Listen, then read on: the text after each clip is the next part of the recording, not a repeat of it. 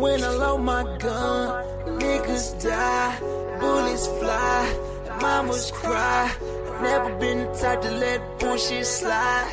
No, it ain't no love for the other side when the homies ride. I said when the homies ride, she get quiet. Why they wanna take my life? I don't know, but fuck it, I'ma ride for mine. With 2 pistols and 2 strikes. Cause growing up in Cleveland ain't nothing nice. Stuck in the hood my whole life. Done seen too many real ones die. Every night another rest in peace sign. Every night another little mama crying. So I load my gun because somebody done shot my brother. This time it was the motherfucking punk police. Now I'm tripping, fuck 'em. Yeah. They unjustly took his life. Why they stopped him for a life? Knowing damn well we got it right. And if it don't change, I'ma let him fly. So I load my gun. Yeah. Bang, bang, bang, bang, bang, bang, bang, bang. When I load my gun. Yeah. You better load your gun. Yeah. You better load your gun. Yeah, you better load your gun.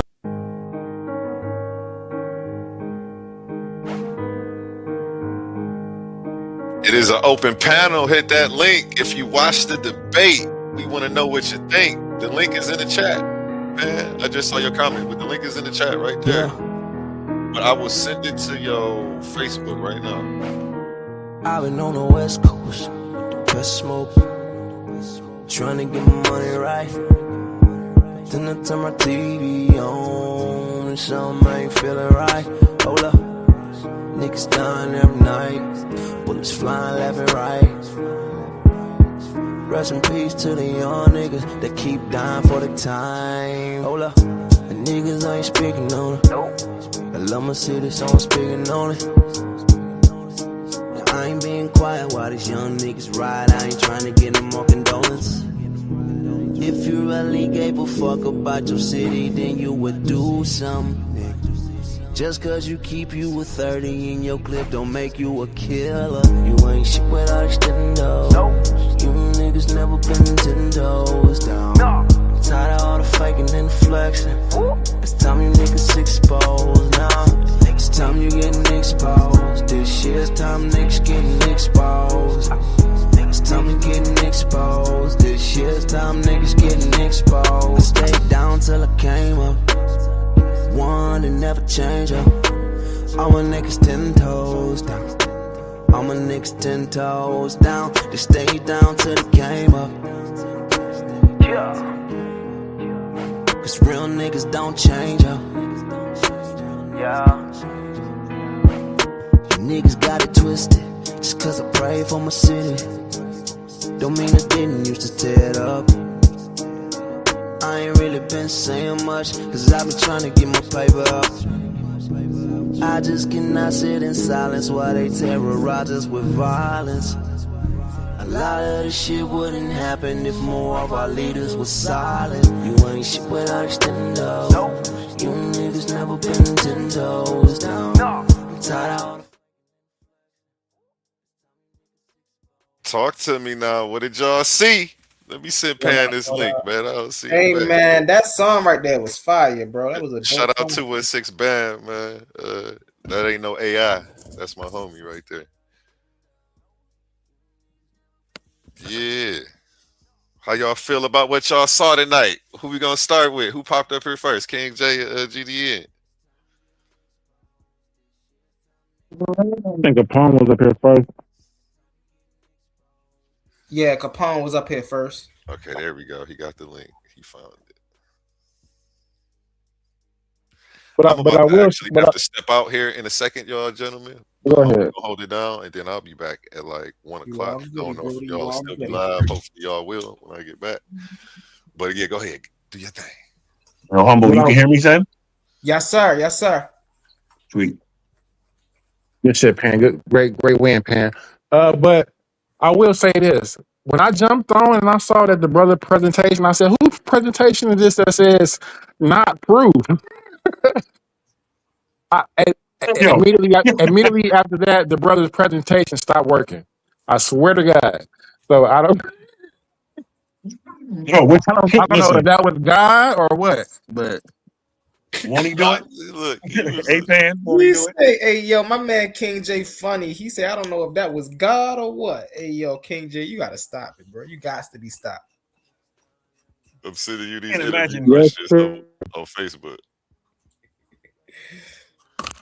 Hey, yo, I just wanted to, can I say something real quick? Go ahead. I was, he came up here, but y'all heard that last thing he said about me switching up to proof at the end instead of evidence? Like, that son, yo, he was making that up, bro. First of all, the thing that you mentioned, King J, about the no proof slide, I started with that. But first of all of my slides was already made like a week or two ago. You know what I'm saying? So as far as me changing up something for him is crazy. But the problem is evidence and proof really is the same thing, and he didn't have either. You know what I mean? It'd be all right though. You can. There's no way you can prove your God. That's like so subjective. Just on variance of personal experience alone, right? Cultural lenses we may look through God at. I just see God as a very abstract concept.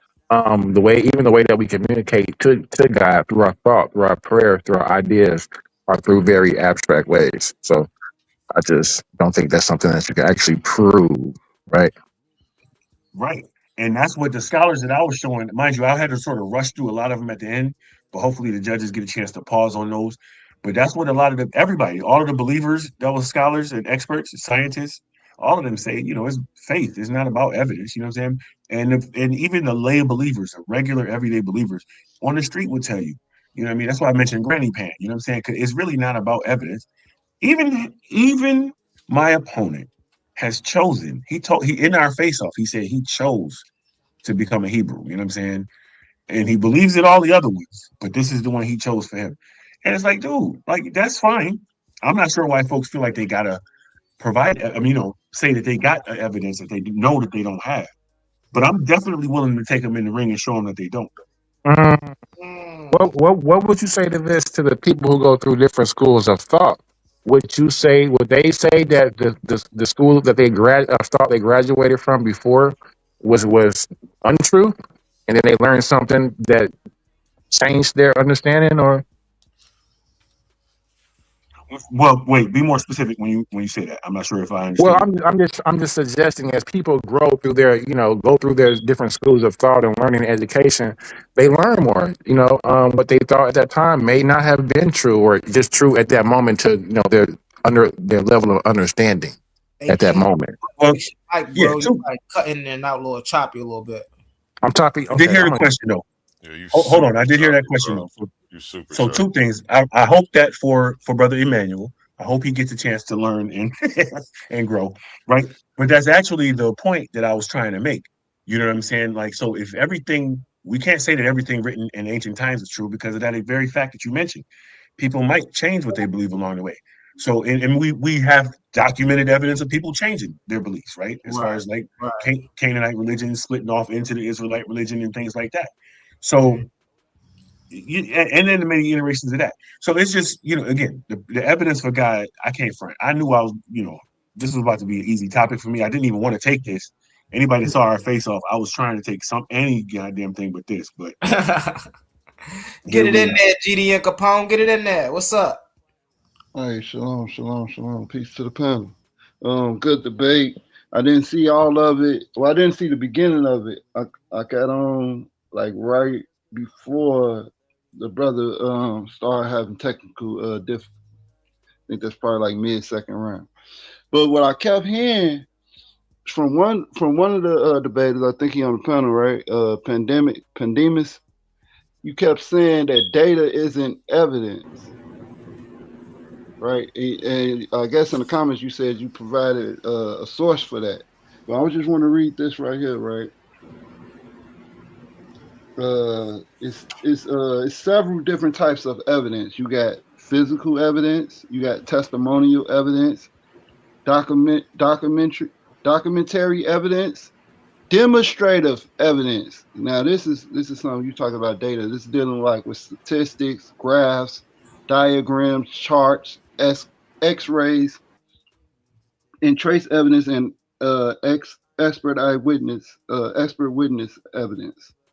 So what you just said, the whole point that the whole argument that you was making around data isn't evidence, which is that's actually untrue. That's false. Data is evidence. This is why when a lot of people try to prove things, like for instance, the Pythagorean theorem, right? They find new proofs for the Pythagorean theorem as a mathematical constant. So they have to draw out a diagram to prove it. So it's the same thing with writing, right? People wrote things down, especially in their own native language, because their words, their language show value, mathematical value, and natural value as well. So Right. you saying that data isn't evidence, that's false. Data is evidence. Our DNA is evidence that we exist on this earth. That's data. So I'm gonna Okay, land so right just there. real quick. Yeah, So you said a lot right there. Respond. Go ahead, Brody. My bad. I'm sorry. What you said? No, I was saying you get to respond. Go ahead, respond to him. Okay. So you said a lot right there, but the crux of my argument is foundationally true. Data is not evidence. So what I showed was how people, you know what I'm saying, in science as well as in law, come to call something evidence. The list of things that you just got finished listing with the words in front of it, I can't remember everything you just said, right?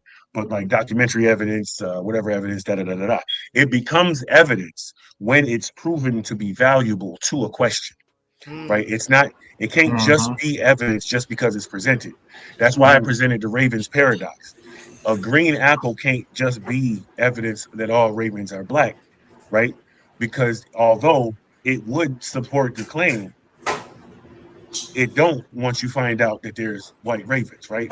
So you the things that you listed, even in a court case, right? When they say something is admissible in court, it don't even make it to that level until it's already been proven to be valuable to the case. You feel me? I agree with that. So I agree with that, Pan, real quick, and just to build Hold kind on of. 1 second, KJ. Hold on 1 second, KJ. Let Pan land his plane. Okay, and I then thought he had landed. got you. Oh no, I'm done. I'm gonna go ahead. All right, you land your Yeah. plane. I appreciate that. Yeah, just to kind of, because what would you say if I suggested that? Because I would actually say that data is basically neutral, right? Because you can use the same piece of evidence for two completely different arguments, right? So it just depends on the context you're using the data in. I would just say that the data is the actual collection of the facts. So and it's actually would be neutral depending on the context in which you're using it. Right, you got to put it in context. Let's get really fast, y'all. Let's get Prince Imam in here. 3BY. What's up, Prince Imam? Yo. I think he's still a little swollen, so I think his jaw hurt a little bit. He'll be all right. Let him get his mic off the mute. Shit. Oh, wait. That's Immanuwel. Yeah. Oh, okay. He had to shorten his name. You know, L is something related to God, so he had to cut that shit off for the after party. So Capone, so what so you I say? got another question. I got another question for Capone. Wouldn't you say that hurts your argument? No, it doesn't. And validates that you have to put it in context, and the brother put it in the proper he put that data in the proper context. I put it in a proper context. I just spoke last and I explained it. No, I'm talking about the debate. I'm not talking about you. Well, we're talking about it right now. So what you just suggested, Capone, was that data wasn't the evidence, right? So when I just gave you the example of how data is neutral, to where it can be used for either opposing argument, that's the subjectivity to it. If you can use the same piece of data for different arguments, it shows that that's not it's subjective. That's why I said you have to. That's why you even said you have to put it in its proper context. And what I'm saying is that's what the brother There did is with the how is it a data proper that context? he. That's what. Let me finish. That's what the brother did with the data that he presented. He put it in the context to prove his point. He put it in his context, right? So Capone. Now, if the opposing person uses the same data and puts it for his argument and proves his point with it, that's subjective. There's No, nothing that I brought that's out. called There's misuse nothing that of. I That's brought a out as misuse of evidence data. that could have been No, used that's called against that's my called data position. being neutral. Hold on 1 second. Let Pan get in there. I think he was just speaking. What you say, Pan? Oh, that was Immanuel. Oh, go ahead, Yeah, Emmanuel. My apologies. Go ahead, Emmanuel. What you were saying? yeah, I was just referring to King J because I actually do agree with what he was saying to a certain extent, but I also agree with what GD and Capone was saying about my delivery with the evidence. Because what I'm saying is the way that I brought it, it can't be neutral after I deliver it that way. How could it be used against me? Is how I would answer. Because that's a belief. You believe No, I'm that saying you how believe. can it be used against me? How can the data be used against me?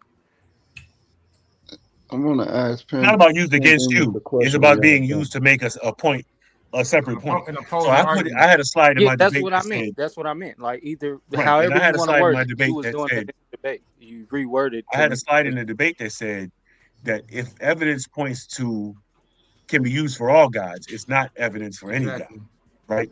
So you have to have something that differentiates that, Wait, and hold it's on. not. What? That's according to you saying that there's only No, supposed to be one hold on. What Oh, he God. just said? That's a non sequitur. What he just said. Say that again.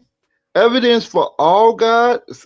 What you say? hold on a second. Evidence for all gods. Hold on a second. Let me Evidence read you the for slide. God can be Hold on, used for all gods. That means that I'm gonna read. the conclusion is that there's no God. That's a fallacy, That's not bro. what I said. That's the problem. I don't Both think of that's you what need he to pay said. attention. That's not what I Hold on. said. Let Well, Pan how So can let me respond. read it everybody's to you. God be right? Hold on, humble. Hold on, Hold King up, J. humble. Let Pan respond. Go ahead. Yeah. Respond to that, Give Pan. me 1 second. Because the problem is y'all got to start paying attention. You know what I'm saying? We can't have this conversation if you're not hearing what I'm saying. The Right. thing that I read said, not everything presented counts as evidence. Only what is relevant, admissible, verified, and meaningfully discriminates between explanations is Mhm. accepted. Everything else is excluded. If a claim supports every God, then it supports none, right? And that's what he just said.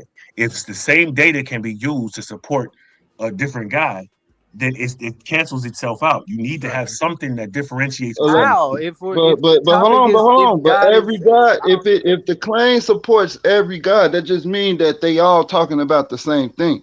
No. But you know they're not talking about the same thing. No, That's that not no, you're not no, even you don't this is what know. I'm saying. You Wait, don't slow know down. that they hold on, Hold listen. on. You don't know One mic. Hey, you Capone, don't know go that ahead. they And then we going to Emmanuel. hold on. You don't know that they talking about the same thing, right? I No, mean, that's not what I you have said. no listen, this is what I mean. So if they all are saying that there's an invisible power that created the very existence of our universe, and they have different names and different mythos behind them, that just means that, but they all are saying if you take all the Pacifics out of it and all the mythos, you can get to one single point that something No, created the Capone. universe. That's what makes it So an Right, but you abstract gotta take stuff concept, out of it. brother. what? That's Yeah, what thank makes it you. the abstract concept. No, you got. So I'm saying if you be just, I'm saying just be objective, right? And what are these people saying? They're saying what? That the universe had a beginning. Science even tells you that. That's Not theology. everybody's Physics saying tells that you though. that. That's an Hold on 1 idea. second, y'all. And Before if y'all it get had in a there, beginning, hold it's on, one something mic. that began it. Hold on, Capone. Hold on. Hey, Emmanuel, get Oh, in there. Emmanuel, you gotta let next. me go, man, bro. Emmanuel got You beat up. just He went ain't for got like too much to 10 say. minutes. You gotta let me put these people against the wall, humble man. Emmanuel ain't Stop got nothing You to just saving me, say. went for bro. like 10 minutes, bro. You got to learn how to be concise, my guy. Man, I am concise, bro. You gotta let me push these niggas against the wall, push these brothers against the wall, bro. Capone, For you ain't got real. But no Go it's going ahead. to come back Go ahead. patience. around to Y'all you. got it. Bro. It's going to come back around to you. Go ahead, Emmanuel.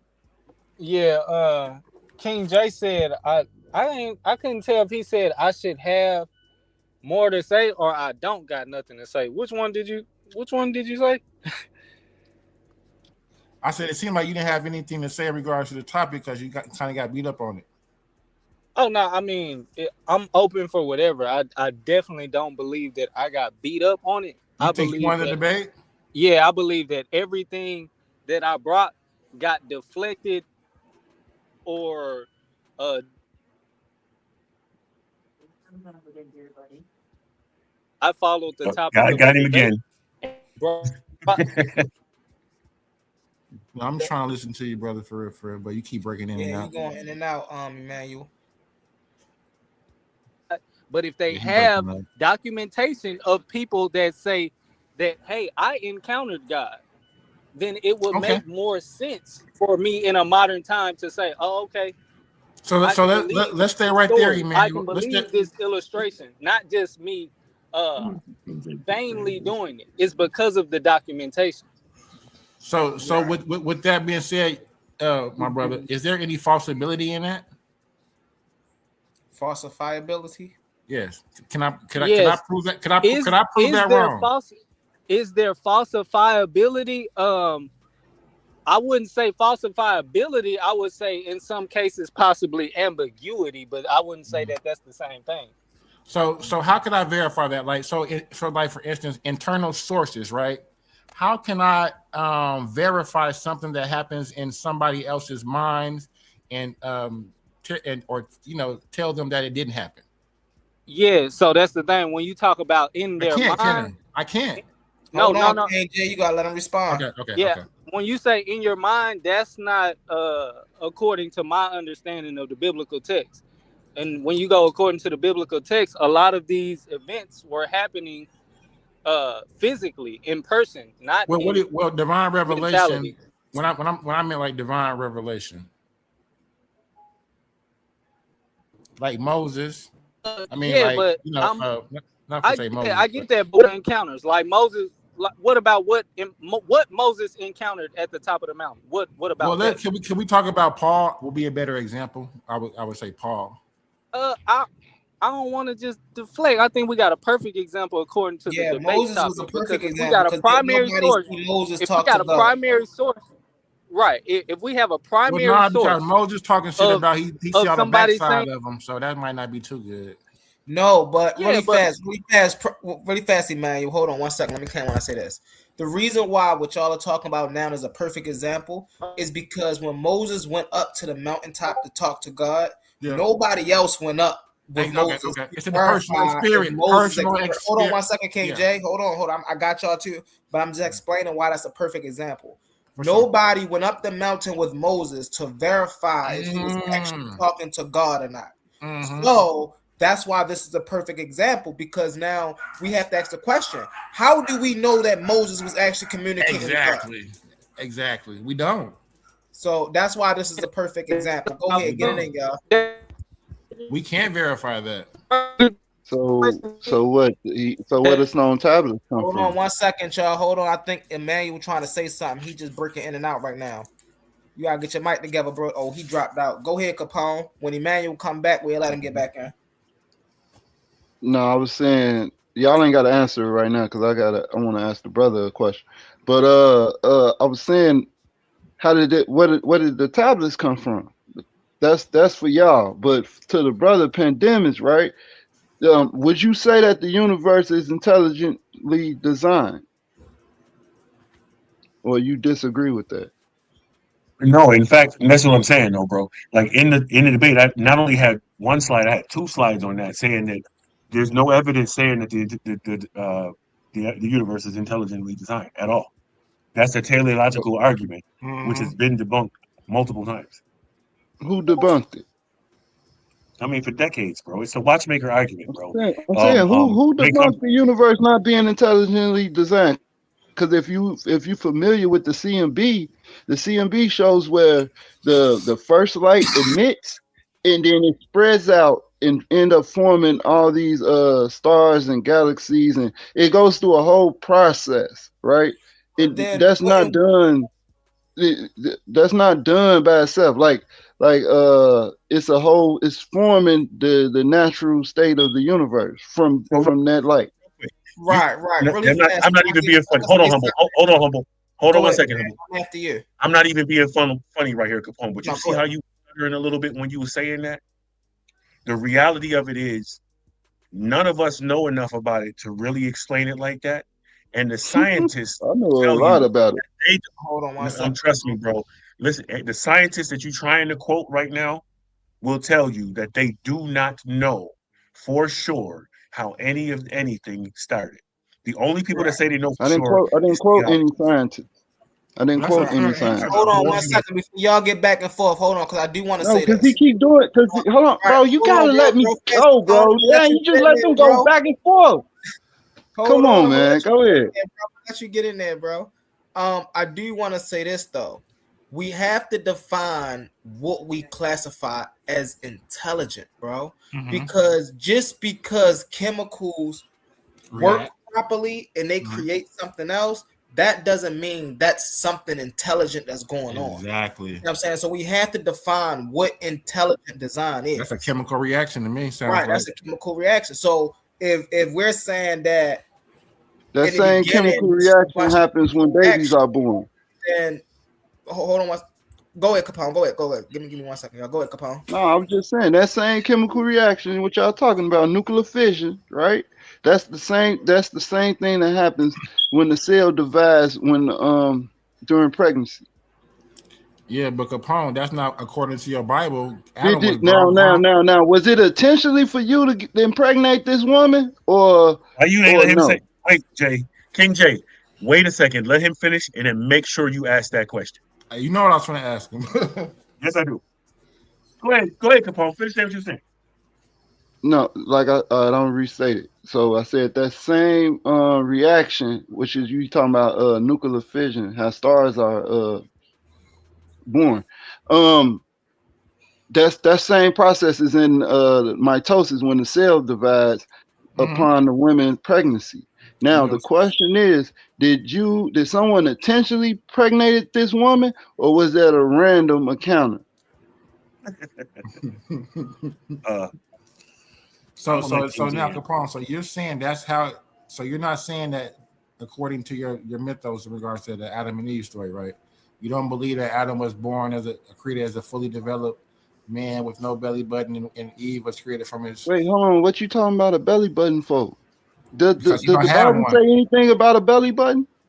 Well, most people from observation, I've only seen children born from the womb with attached to a belly. But what I'm saying is, does the Bible say that he didn't have a belly button? So why would you bring that up? Well, the Bible says this is the problem. Brother, how old was Adam when he was born? Hold on. Let me make this statement. King J, let me make the statement. See, this is the problem. A lot of y'all has a romantic. A lot of y'all has. Why are you focusing on the belly button? Focus on the rest of the question.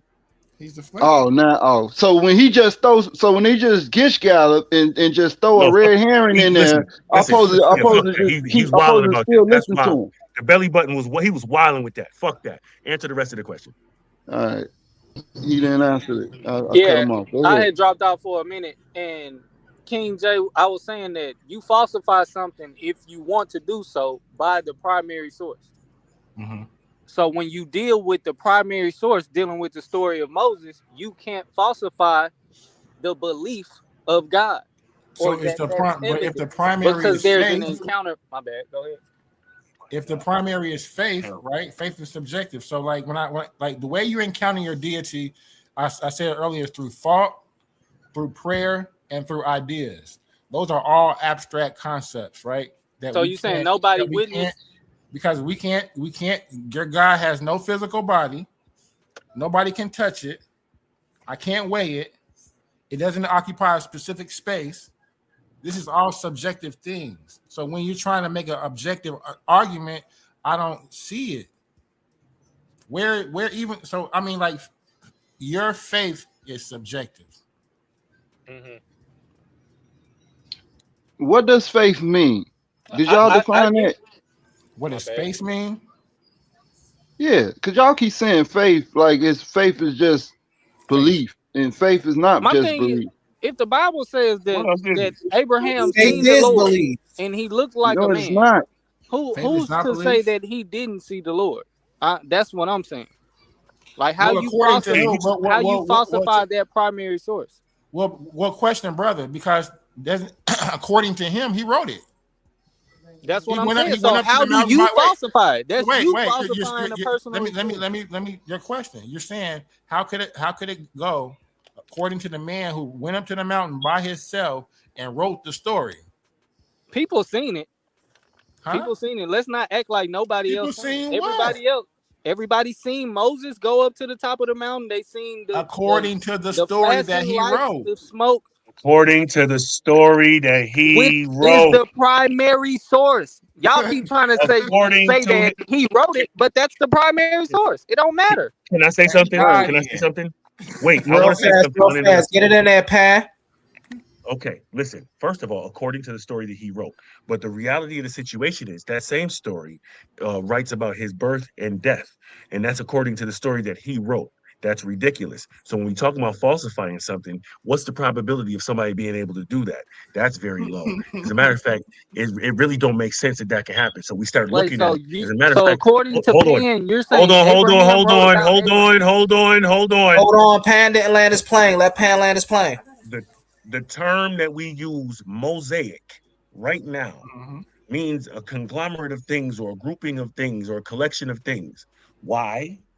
Because Moses was, you know what? Go ahead, say what you want to say. Wait, hold on. Define mosaic. Hold on. Don't let him get off. Capone, you gotta let him. Hold on. Listen. Don't let him run from that.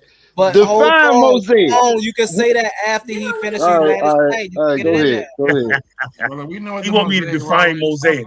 I just said I gave a layperson's this definition of mosaic means a collection or a conglomerate or something like a collage, even, you know what I'm saying, or puzzle pieces that's from different places. And yes, I was making the implication that the books of Moses was put together by somebody else and not necessarily by somebody named Moses. So this whole suspect story is under scrutiny. So it can't be used as evidence because we know we was talking too much about its. We know too much about its composition. How can you write we know too much about its composition to sit here and play talking about he wrote it. So it's about his own story. We know too much. So that's how you falsify it. I'm gonna be quick. So when you're looking at a mosaic is in art. When you're looking at a mosaic, it's like a different arrange of patterns and stuff. Like you don't really see the full picture. You have to step away to see the full picture. That's what a mosaic is. That's not what it means. That is a mosaic. How you gonna tell me that it's not a mosaic? A mosaic is when you up close and personal. I'm sitting here. So when you're looking at, I'm saying it loudly. When you're looking at, bro, what's his name? Bro, listen, bro. I'm telling you because first of all, I'm looking at the definition right now, right? But I'm also, you talk about how can I tell you? I'm telling you very loudly and seriously, bro. It's a decoration on the surface with multiple designs, closely set, usually variously colored, right? A collection of things. And you can move on to call that shit a composite or a collage. You know what I'm saying? But how do you see the full picture? Those are both examples of mosaic. You have to step away from it. Those are both examples of mosaics. But you have to step. You're not listening, and that's the problem. Bro, I heard your definition, bro. I heard what you said. So you keep saying that you said the same thing that I said. One mic. No. You keep saying that you have to step back. Yeah, why do you think you have to step away to see the mosaic? It's just to see the full design of the mosaic. You have to step away. That's why. Okay, I'm gonna bring up a source. Go ahead. Yeah, pull it up because I've never heard of that. He's trying to use the example of the one type of mosaic that he can think of in his mind that's gonna fit his story. The reality of it is I gave him 5 other ones. He's not listening. He's not listening at all. I just gave him an example. There's a glass mosaic. Wait a minute. There's glass mosaics that have no image at all for you to step back and see a full picture of, right? There's paper mosaics. There's like I said, collages where you could put pictures in there or not. A fucking puzzle is a mosaic. It's an example of a mosaic. So there's multiple examples of mosaics. But what believers like to do is to find one little thing like a belly button, stand on that, and try to dance around on that. What I was saying was the mosaic The word Mosaic come from Moses because of the way he conglomerated them goddamn books together, and it wasn't necessarily a single person. Move forward. Right. Yeah, but what I Well, said look, was hold on, Abraham. If the Really Bible fast, says y'all. that Really fast, y'all. Abraham, We got brother Herc on the panel. What's up, brother Herc? Did you see the debate, bro? He probably stepped up. Hey, yeah, I saw it. It was good. Good job as usual. I figured that told you I had my money on Pandemus because when you guys arguing these Abrahamic religions, man, it's hard for you to prove it because you're basically going off like he's saying, you're basically going off belief and what other people were saying back then when you can't even prove what they was doing. Like you're saying Moses up at the mountain, but who witnessed it? You know what I'm saying? Like he came down with all these. I thought that as a kid when I read that. It's like how we know he didn't just make that shit up. The scripture don't say the people witnessed it. I was just saying, I mean, as a kid, yo, it's like I thought, like, well, how you know he just didn't make it up as he came down? You know, when he came down from how we know? Because then they say that he dropped one of the tablets, and then it was like, yo, okay, well, it wasn't like, wait a minute, we got to rewrite this joint. Then he had to go back up and get it some more. So yeah, I mean, like, it definitely comes. I think it comes down to like, it's hard to because you're pointing. I think because you're pointing to the stories that were written inside, whether it's the Bible or the Quran or the Talmud or the Jewish whatever it is. You point to those stories, but when you don't have outside evidence for the stories that are outside, you know what I'm saying, something outside of Can I ask you a question, King books, you don't. It's hard. It's kind of hard to stand on it. Yeah. Mm-hmm. What is evidence? Evidence. That's. I guess that's what. It's proof. That's your the proof of what you're looking for, right? According to who? Because I gave the definition of evidence according to scholarship in my debate in the open. What did it say? You gave a definition, not the definition. I said according to scholarship. I didn't say that it was the only definition. That's the definition that I gave according to.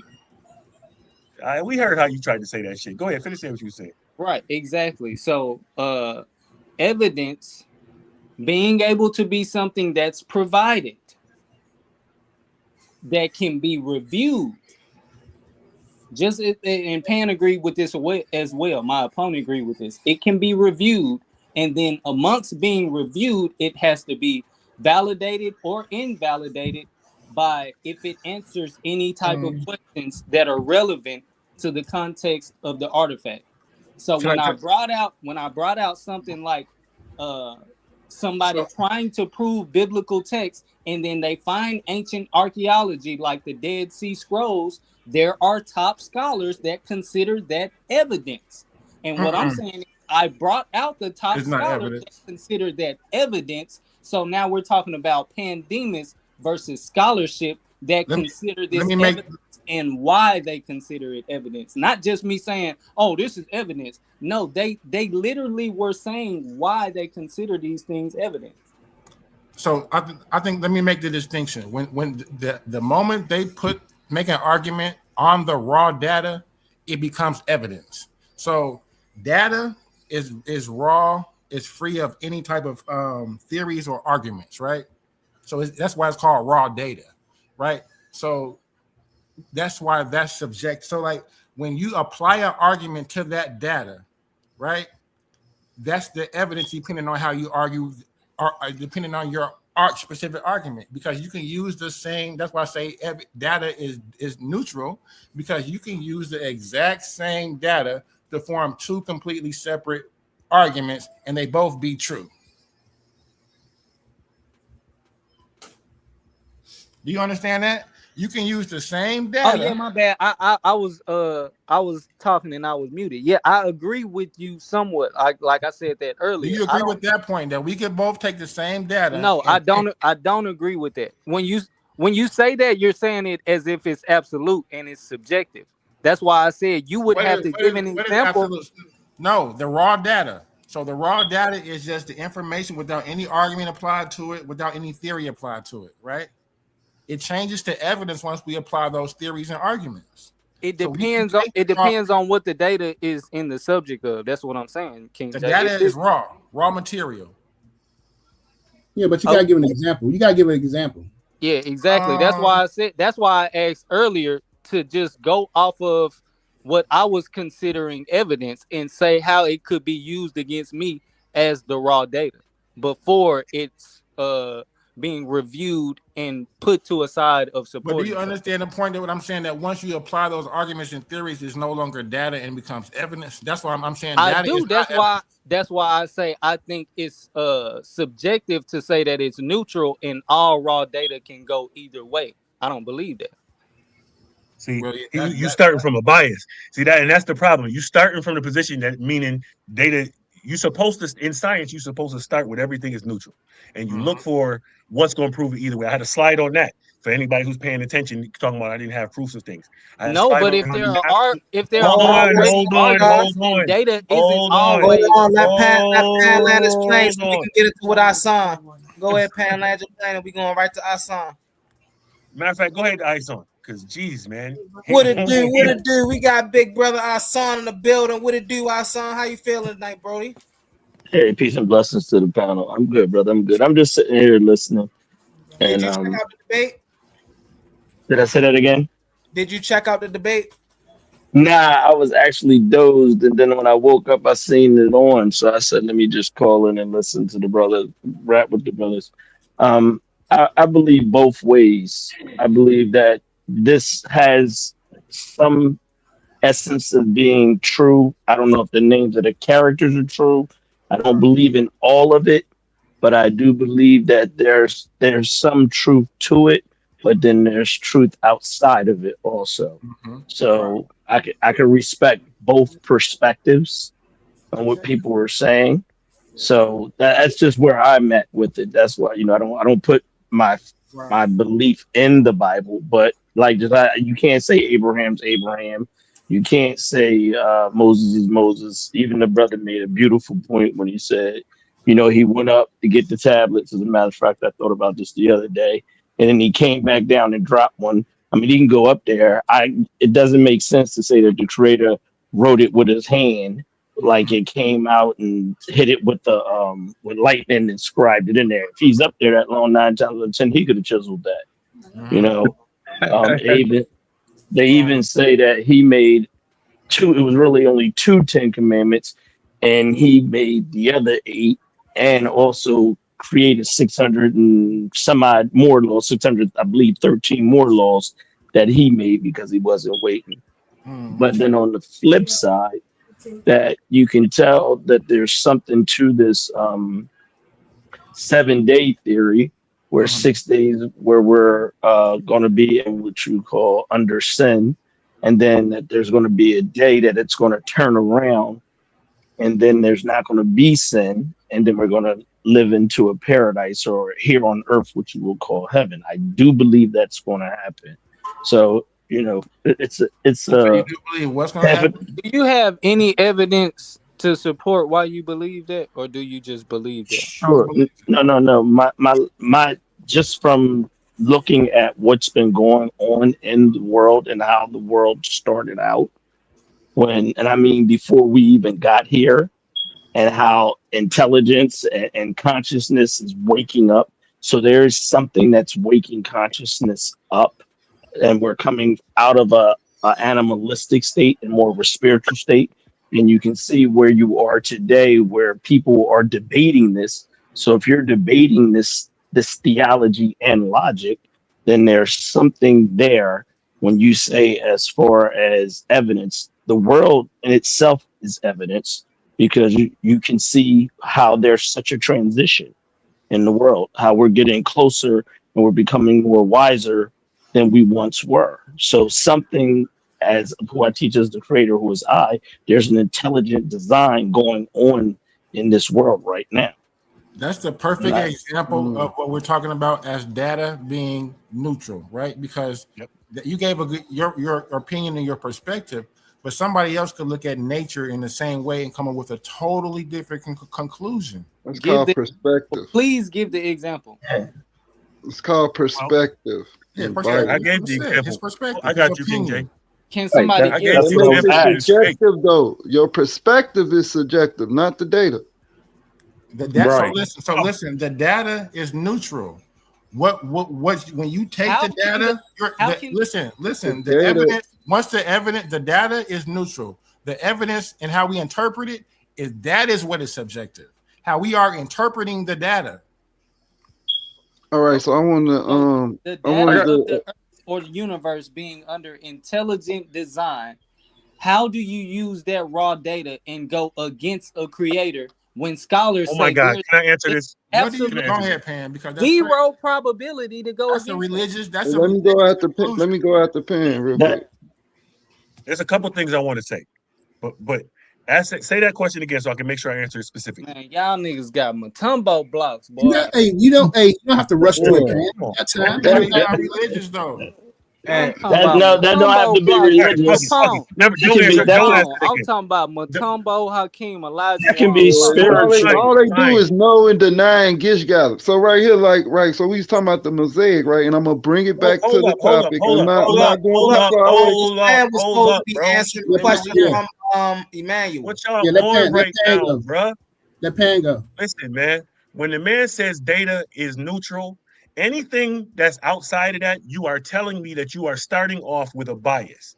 There is no other side to what I just said. So you're just being biased if you disagree with what I just said. That's what it is. Now, Yeah, my as bias far as is truth. moving forward, in my slides, I showed he asked how you can use two things. The question he asked King J, right? So all of that talking about intelligent design, I showed how we know about the nature, the age of the earth. You know what I'm saying? The reason you know that is scientific discovery, right? It wasn't something that was written in a book somewhere, right? And Exactly. eventually that was one of the God of the Gap theories that got closed up, and Uh-oh. eventually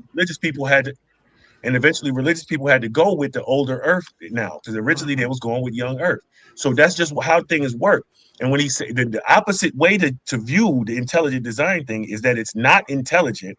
And he gave the example earlier about how I think it was Humble that made if cells are doing things that cells do, and that necessarily converts into something else being created. That's not necessarily intelligence in the way that you're saying it. It's It's simply not a the chemical sentient reaction. being deciding to create things. You know what I'm saying? It's just what things are. And you have no evidence to the contrary of that unless you being biased. Exactly. no, All right. you So can Hold on, be hold well, on, hold on. biased, but You said that's how they found out how old the Earth was. I must have missed that part somewhere along the line. Can you break that down for me? Went from a young Earth to an older Earth based upon yeah, the. hold on. We get to that, man. Because if we go by how they say it, we don't even know how old anything is. We go by what the general relativity mathematics, and we know that at one point general relativity doesn't work anymore, and it breaks down and goes into infinity. That means it's either incomplete or faulty. In all other mathematics, it would be incomplete or faulty. Even if you what he go was with that, talking even about. if you go with that, that's not evidence for a God. Really No, fast. but it's Really not fast. evidence. It's not evidence Hold on. for Hey, an y'all, amount of time that Mike. the Earth would. Hey, That's all I'm saying. this man is something Really else, fast. bro. Also, hold on, Capone. Also, that's not how the general that's not how the theory of general relativity works, right? So yes, Einstein's laws work up until a certain point, and at that certain point, Planck constants take over. So it's not like science work and then science there's a point where science no longer works. That's No, not what I'm there's saying. a The field of Planck, science that work, and then at a certain point, there's a whole nother field of science that also work. That corrects it. No, science. Planck Science is just constant say is just to science is see the right, self-correcting. ain't it? That's all you got to say. Science is No, self-correcting. that's not what we're talking about here. We're talking Yeah, about that's not what he's certain saying. fields of science. If we're talking about physics, and then we're talking about quantum physics. Mhm. That's what debate was talking about when he was talking about general relativity. General relativity in physics, right, has a It works. certain effect on reality up into a certain constant of reality. So After why that is it used? has been Why? reached, hold on 1 second, debate. Once that constant has been reached, at that point, it breaks down into Planck's constant. That's a whole nother set of mathematics that apply to the quantum scale that doesn't apply here. So, Right. like I said before, it's not exactly. like And I science brought that just out in the disappeared. debate, humble. It's just another form. You see what I'm saying? I So land my plane with that. Go ahead, get it in there, y'all. So Flacco what I'm after you. saying is what I'm saying is that the mathematics, if it was, for example, basically what I'm saying is that general relativity is the math that they use to measure that time to back to what I guess t equals 0 is. And that's basically all I was saying. I wasn't saying that it was, I just said that in other math, it would be considered faulty or incomplete. He said that Planck's constant is another part that they use to, I guess, complete the math or whatever the case may be. So that changes it. That changes what I'm saying. I'm just saying that general relativity is what they go by to get to that t equals 0. That's all I'm saying. Yeah, but And hold up. that's a fact. Right. That's neutral. Before we get to you though, being my super apologies, patient, brother Sadiq. I didn't even know you was in the back. I apologize. What's up, brother? I got Well, that's you. okay, brother. If that's always love, brother, it's always Gotta love. let Hurt say something, son. Nigga Hurt been waiting, bro. Most definitely. Yeah, look, I was getting a Hurt. I just wanted to make sure my man Sadiq understood that I didn't know he was back there. Go ahead, brother Hurt. So that's not what Pandemus was talking about when he was talking about the age of the Earth. That has nothing to do when you talk about general relativity. So my reply, because I mean you guys know me, I'm coming from an African spiritual traditional point of view, and so when you say that, mathematician, stop playing. When we talking about an intelligent design, the ancestors said, yeah, the creator created the universe, and it was an intelligent design. And how do we know that? How do you prove it? And I said that you could prove this with the golden ratio. The fact that the golden ratio is both macro and micro shows you that there is a consciousness behind it. Golden ratio. Wait, hold up. Let him land his plane. Because if it was random, you wouldn't find it you could not find it everywhere in the universe, and you would find different ratios because it would have to be random. It would be different ratios on different levels all throughout the universe. It would not be one. It would not be one. So we have to use logic. It's about logic. It's not, you're not going to find a physical proof for the creator. It's logic. And the logic is, this is just one of the logics. The logic is that the ratio. The moment you say logic, now we're talking theology. I'm not finished. That's not true. That's not true. The logic is that the golden ratio is both macro and micro. You find it in the construction of the planets and the galaxies, and you find it in human DNA. That shows you that there is a consciousness behind it. They use to find anything on the micro level. Hold on, let him finish. Here's the other part. If you let me finish, I'm gonna get to that. So here's the other part, because you could just take any two numbers. You could take any numbers. It don't matter which numbers they are, and you can add them up using the Fibonacci sequence. It's always going to come out to the golden ratio. That shows you that there is a thought process behind that. It is not random. You cannot. You have to prove randomness. Thought process, facts. Randomness in the universe, and it cannot be proven. Real fast, y'all. Let's let our son get in there. He was saying something before everybody jumped in. Hey, Humble, after our son, can I respond to Hercules? Because I agree with something that he said. I just want to all right, then you respond, debate, and then we're gonna let King J get in there. Go ahead, brother Asan.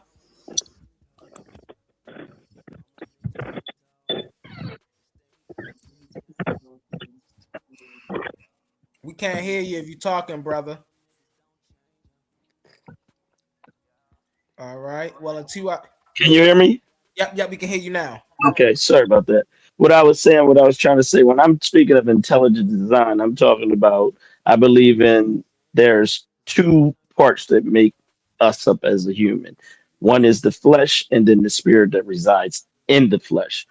The spirit is which is the consciousness, is having a human experience through us.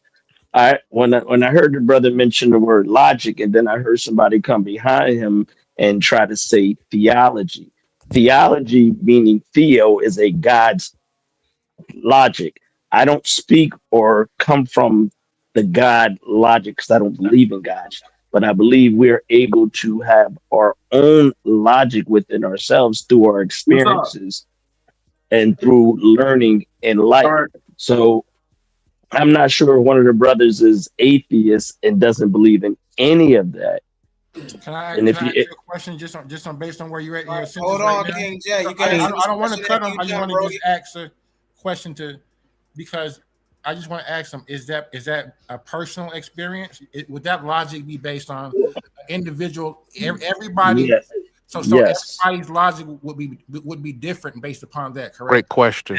Right. Everybody, yes, everybody's logic would be coming into an understanding. Some will never come into Right. that type of understanding. Facts. Some may come Right. into that understanding. So I can't say what everybody will experience, Right. but what I will say that there is a connection when you are awakened spiritually that you will all come to one conclusion because it is only one that designed this. And then there's some people that won't even wake up to it. Facts. Sadiq, Yo. you Let's said let debate get in there. Let's let debate get in there, and then we going to King J. After King J, we got Sadiq. Go ahead, debate. that was me that you called me debate earlier when I asked could I respond to Hercules. You said Go ahead. My bad, y'all. Go ahead. Go ahead, Emmanuel. So we got I just Emmanuel unmuted and this. myself so I can say you weren't talking about me. My bad. My apologies, y'all. nah, it's all good. I was just trying to say since I had already got a little wind in, I was gonna let Sadiq go before me. Oh, I mean, Okay, go ahead, Sadiq. okay. Appreciate it, family. Appreciate it, man. Well, great debate, guys. Great. Hey, whenever we can get together get engaged and moved by talking with the fam and listening to the new ideas and as it is, it's always a privilege, in my opinion. And I appreciate spending time with the fam. It's always the case. Thanks. I'm a theist. My concept of source or God, if you will, is of a mental variety. Okay, so where those kind of conversations and talking points come up, I can elaborate to no end. To be quite frank, someone mentioned there's seem to be some patterns found throughout creation as we understand it, as some understand it to be, particularly where intelligence is concerned, or some degree of order, some repeating logic, if you will. I would agree. I would definitely agree. Can it be proven? Can an atheist receive maybe what the brother Immanuel offers as absolute proof of the unseen omniscient? Of course not. Of course not. But in part, logic can be used. James Cassell does a pretty good job at illustrating that to some of the atheists. I've saw some of his debates in previous, and he'll go to the deep into the logic. And so I see remember that debate him and Pan had a while back, and I think he did a pretty decent job for a thief. He went almost out of the religious text altogether and went straight logic with the. I won't go rehash it, but he mentioned that there's something that starts the force that begins. They went down into the molecules and the forces, fundamental forces, and so, for those who didn't see that, there has to be a cause, what we call the causeless cause, right? No absolute one way or the other. But at any rate, it's the best thing, phrase we could come up with to describe an infinitude that gives rise to reality that can be partially proven to some degree using logic in a conventional sense. And it's kind of hard to do that because we're dealing, we have to, we're dealt with the limitations of the trappings of language as well as conventional scientific thought, which is very stiff, extremely limited, very primitive. I don't care how sophisticated and articulate we are with the language, with the letters, with the education, the degree, blah, blah, blah. Like Brother Isan said, one would have to, and I would have to second that using my own experience. It would take at first to give firsthand proof. It was a personal, just going to be a personal journey, guys. Who understand, whoever's in the know what I mean. Know what I mean? Excuse me, I dropped on my damn drink. And so just to be brief. You have to go inside to get out, so to speak, out of the trappings of the limitations of any absolute belief, namely atheism. It's a closed system, but by and large, for what I understand it to be, for the most part, at least from the guys I've met, in person. And so I would say leave the doors open. whatever we think we know, leave the back door open so we can get more understanding at some point. Surely there was a day where we didn't know what we know today. Don't leave the back door open, whatever you do. Right? Yeah, there was the side window. Right? Let's change the side for those. Cleanse yourself, my brother. But get that. Well, let's leave the side window open or the front door open. Kind of just crack it. Just leave it cracked and allow ourselves to grow namely in the name of the Spirit. Can I just say something to that, brother? What's that? As the ranking atheist on the panel, I think it's not that it's a closed system. In fact, it's quite open. The premise that most atheists take is we have not been convinced of the things that have been presented. If something convincing is presented, we will then be convinced, and it will be involuntary, right? So for you to believe something, you know what I'm saying? You can't choose you actually can't choose to believe something. You either believe it or you don't, right? So you could choose to follow something, like my opponent, right? It is, in fact, I'll stay there for a second. Like he decided, he saw all the different things and chose to follow Hebrew, right? And so that's what it is. And the majority of is that faith-based lay or followers. Hold on. I'm just gonna finish real quick. Majority of lay followers, you know what I'm saying? In fact, a lot of what y'all are saying as believers on this call right now are saying it's really not based on a hard evidence thing. It's not what will convince an atheist. It's really about what convinces you. And most times it's not an evidence-based thing. And the last thing I want to say is not all systems have a creator or believe in a creator God. I had a slide in there on Hinduism and Buddhism to start off with, but as well as Odinani from Igbo, right? They believe that the world always was, so it wasn't about a creator God. Also, going back to the Odinani and the Yoruba Ifa, right? They believe that the world is not getting smarter; it's actually devolving, right? So just those conflicting opinions right now we just had on the call, right? Where we either getting smarter and more in tune with the universe, or what the ancients said, the West African ancients, which is closer to us, said that we actually devolving and get worse, right? And further away from the divine. Those two conflicting things can't both be, right? So what needs to happen is what I'm doing. I'm sitting here genuinely asking for evidence for a thing, and because if asked individually, none of y'all would have the same. None of the believers on the call would have the same description of the thing that y'all believe. Well, that's because Can I just I want to get in there, then we can go to us. I want to get in there really fast. I'll wait. All right. So I do want to say this. Brother Sadiq made a point. I do want to say this. We have to be comfortable with saying either I don't know, or we have to be comfortable with grasping concepts that are out of our usual everyday logical system, right? And what I mean by that, right, is when we see scientists are out here, particle physicists, theoretical physicists, quantum physicists, and all of them are talking about two main things at the basis of everything, which is energy and vibration.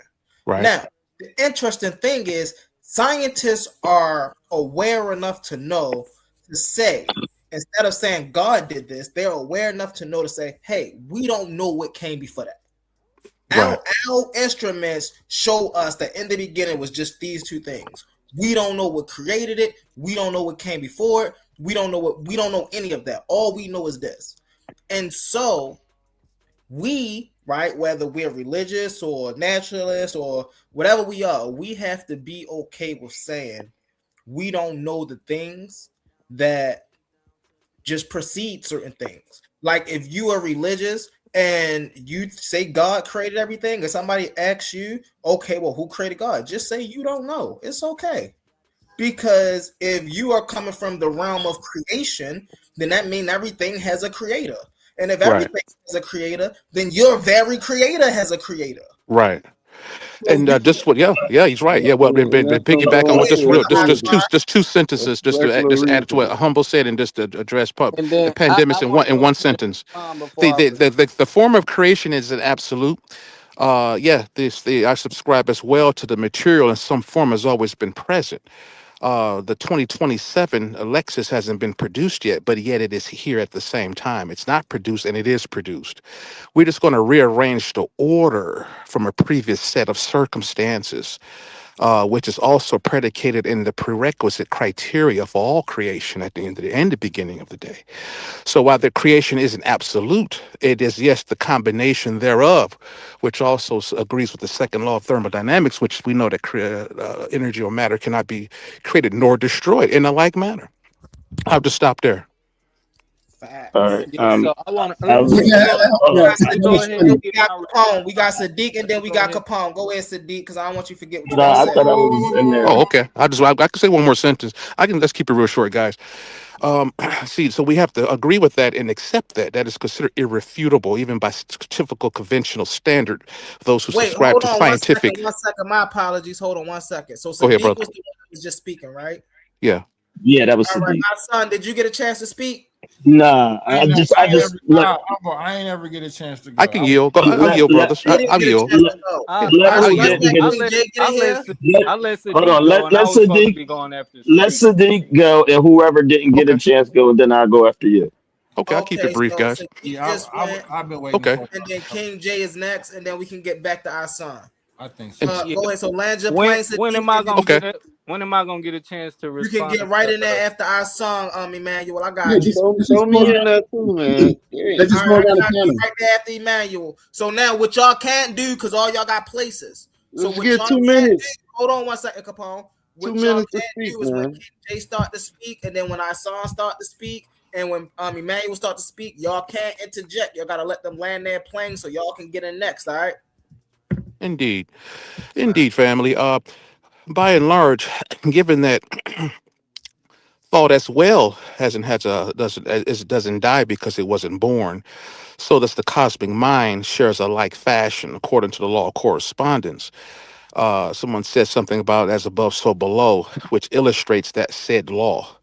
Right. So what separates us in that same regard, using logic, is only a difference of perspective at the end of the day. Right. What's the difference deal between Earth and Venus or Mars? Well, they're all Earths.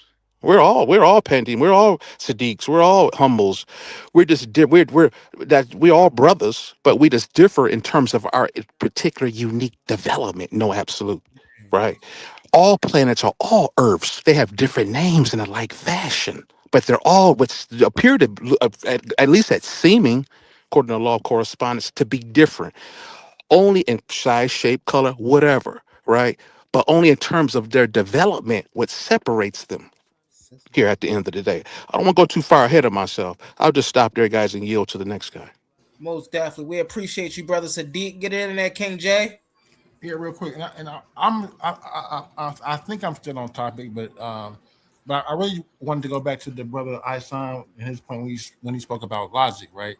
So I took notes, and what I wrote down, what it said was everyone's logic would differ depending on everyone's variance of everyone's personal experience.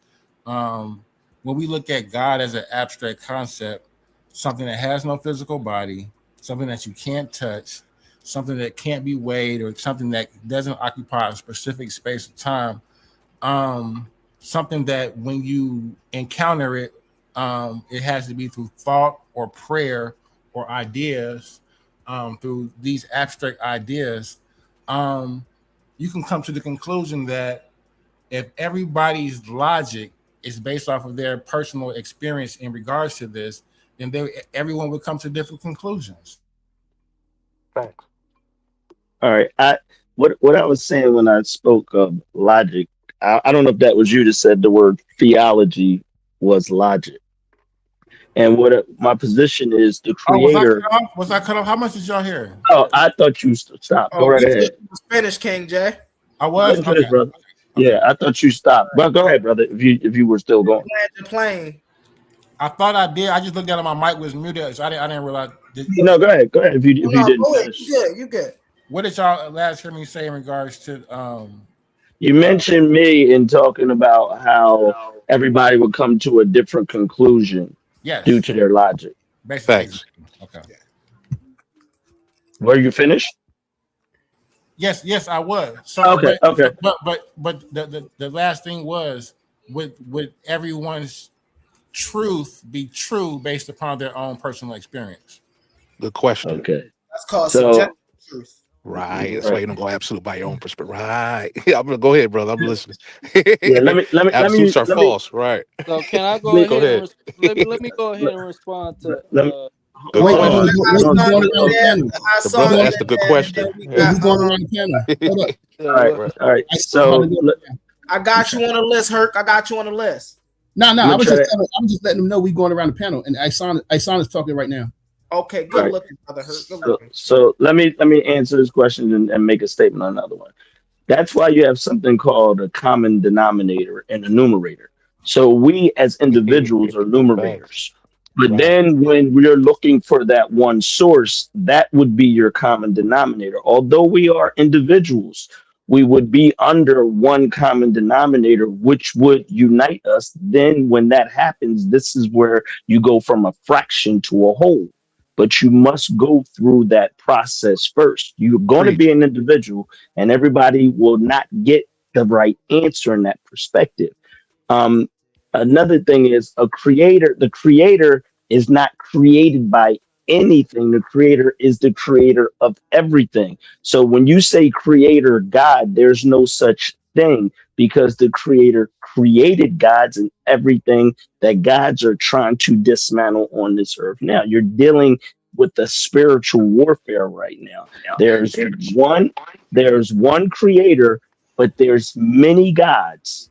And these gods were sent to take your conscious and make you unconscious. So some of us are waking up out of this spiritual unconsciousness that is always, as somebody said earlier, that's always been residing inside of you, but we're blocking it. Now, for the brothers that are atheists, and be honest with yourself. When I use the word intelligent design, be honest with yourself. Have you ever been walking, driving, doing whatever you had to do, and then something said, don't go there, go there? That right there is not you. That is the Facts. spirit inside you. When you deny that, then you're denying intelligence or consciousness because many people will say, that could have saved my life, or this happened because of that. I wasn't even planning on being here. And then somebody will say, I thought of you. I'm getting land right now. Somebody would say, you know what? I just thought about you. And then you run into them and you see each other. That is intelligence. That is something beyond you. Well, I saw. And I What land. about when you get that Just same to that real feeling and quick, you go make that left I'm gonna turn be 30 and it's seconds a real bad quick. decision? Just to that real quick. It's Facts. all set Facts. up That's the true same too, thing. Pam. Right. I didn't take Hold on. Facts. away. Listen, no, Pam, I'm not taking Facts, away from Pam. that. Right. It's all, listen, we all have a time and a date. Some Right. things can lead you to death. Right. Something can take you No, away. So absolutely, Will. Right. I'm not being opposed to only things that would seem positive. It's for Facts. the entire system of the universe that it is designed for something to happen. Just like when you see these people go into a store that day, you've been in that store 100 times, but just so happened this day you was like, you know what? I was about to go to that store. I didn't go to the store. Next thing you know, Right. somebody came in there and shot it I up. didn't know you were so religious, Isan. But I'm listen, not. That's not. Hold on. Stop. Don't do that that.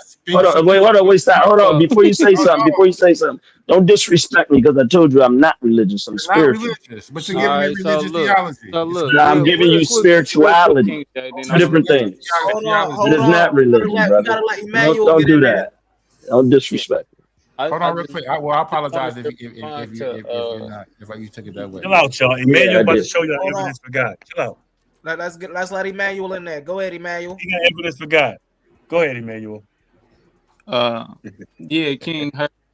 You had said something about the golden ratio, and basically what I was getting into was these institutes, they study that, and that's a lot of what goes into why they say there's a zero probability to there not being a fine tuner that's the source of the constant expansion of the universe, or if one would be politically correct and say cosmic constant for everybody that does know what that is.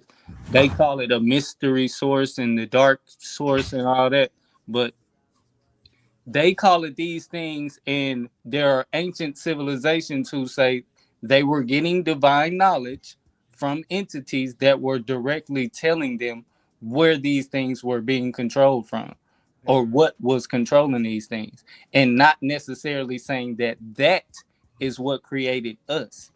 You see what I'm saying? Us, like literally, as the beings that we are today, and helped form our consciousness that we have today, which is what a lot of the Egyptian knowledge is about, which is why they talk about the Netzers, and why we would call them gods in English, is because those things actually exist. There are actually things that helped us help form our existence today, help form our consciousness that we have today. So are we going to say that it doesn't exist because it's not the creator of the entire universe?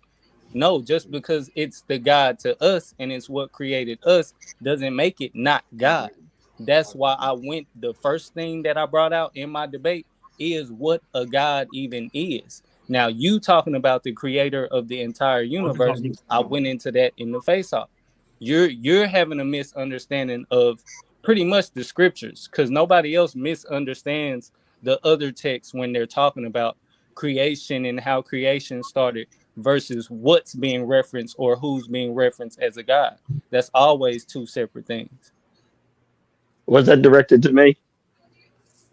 That was King Kurt, and then directed to somebody trying to say that the God isn't a God just because it's not the creator of a universe, and that's what I brought out in the beginning of my debate. Question for you: is God plural or singular? The first definition that I brought out in my debate clearly gave singular and plural. God isn't singular. God is plural. They are gods. They're not just one God. There's only one creator. There's only one designer of this. Again, gods are only the fallen through the spiritual thing.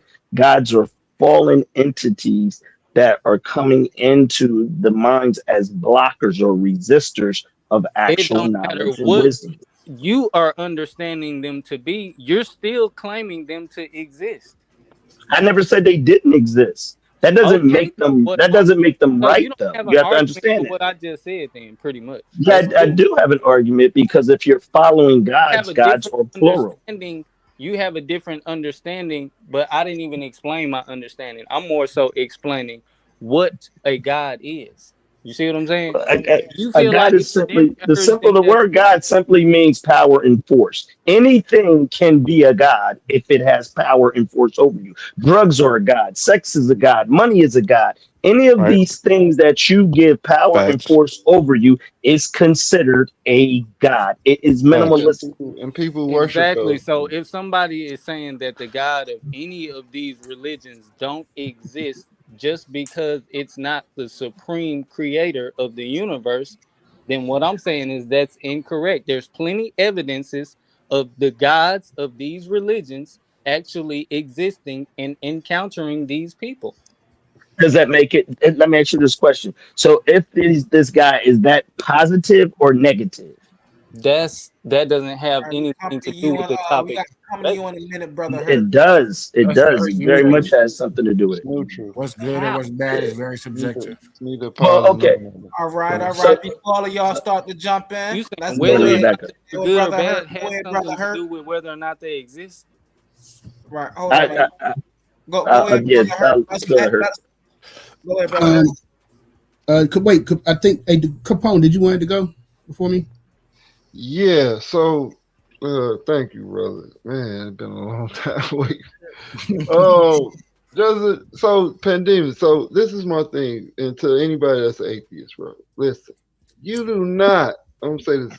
Let me have like a minute and 30 seconds, man. Listen, you do not.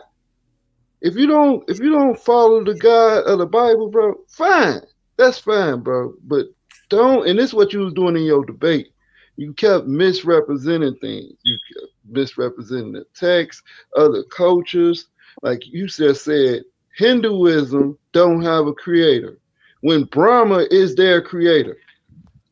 Then you mentioned Buddha, which Buddha is an avatar of Vishnu, who is a Hindu deity.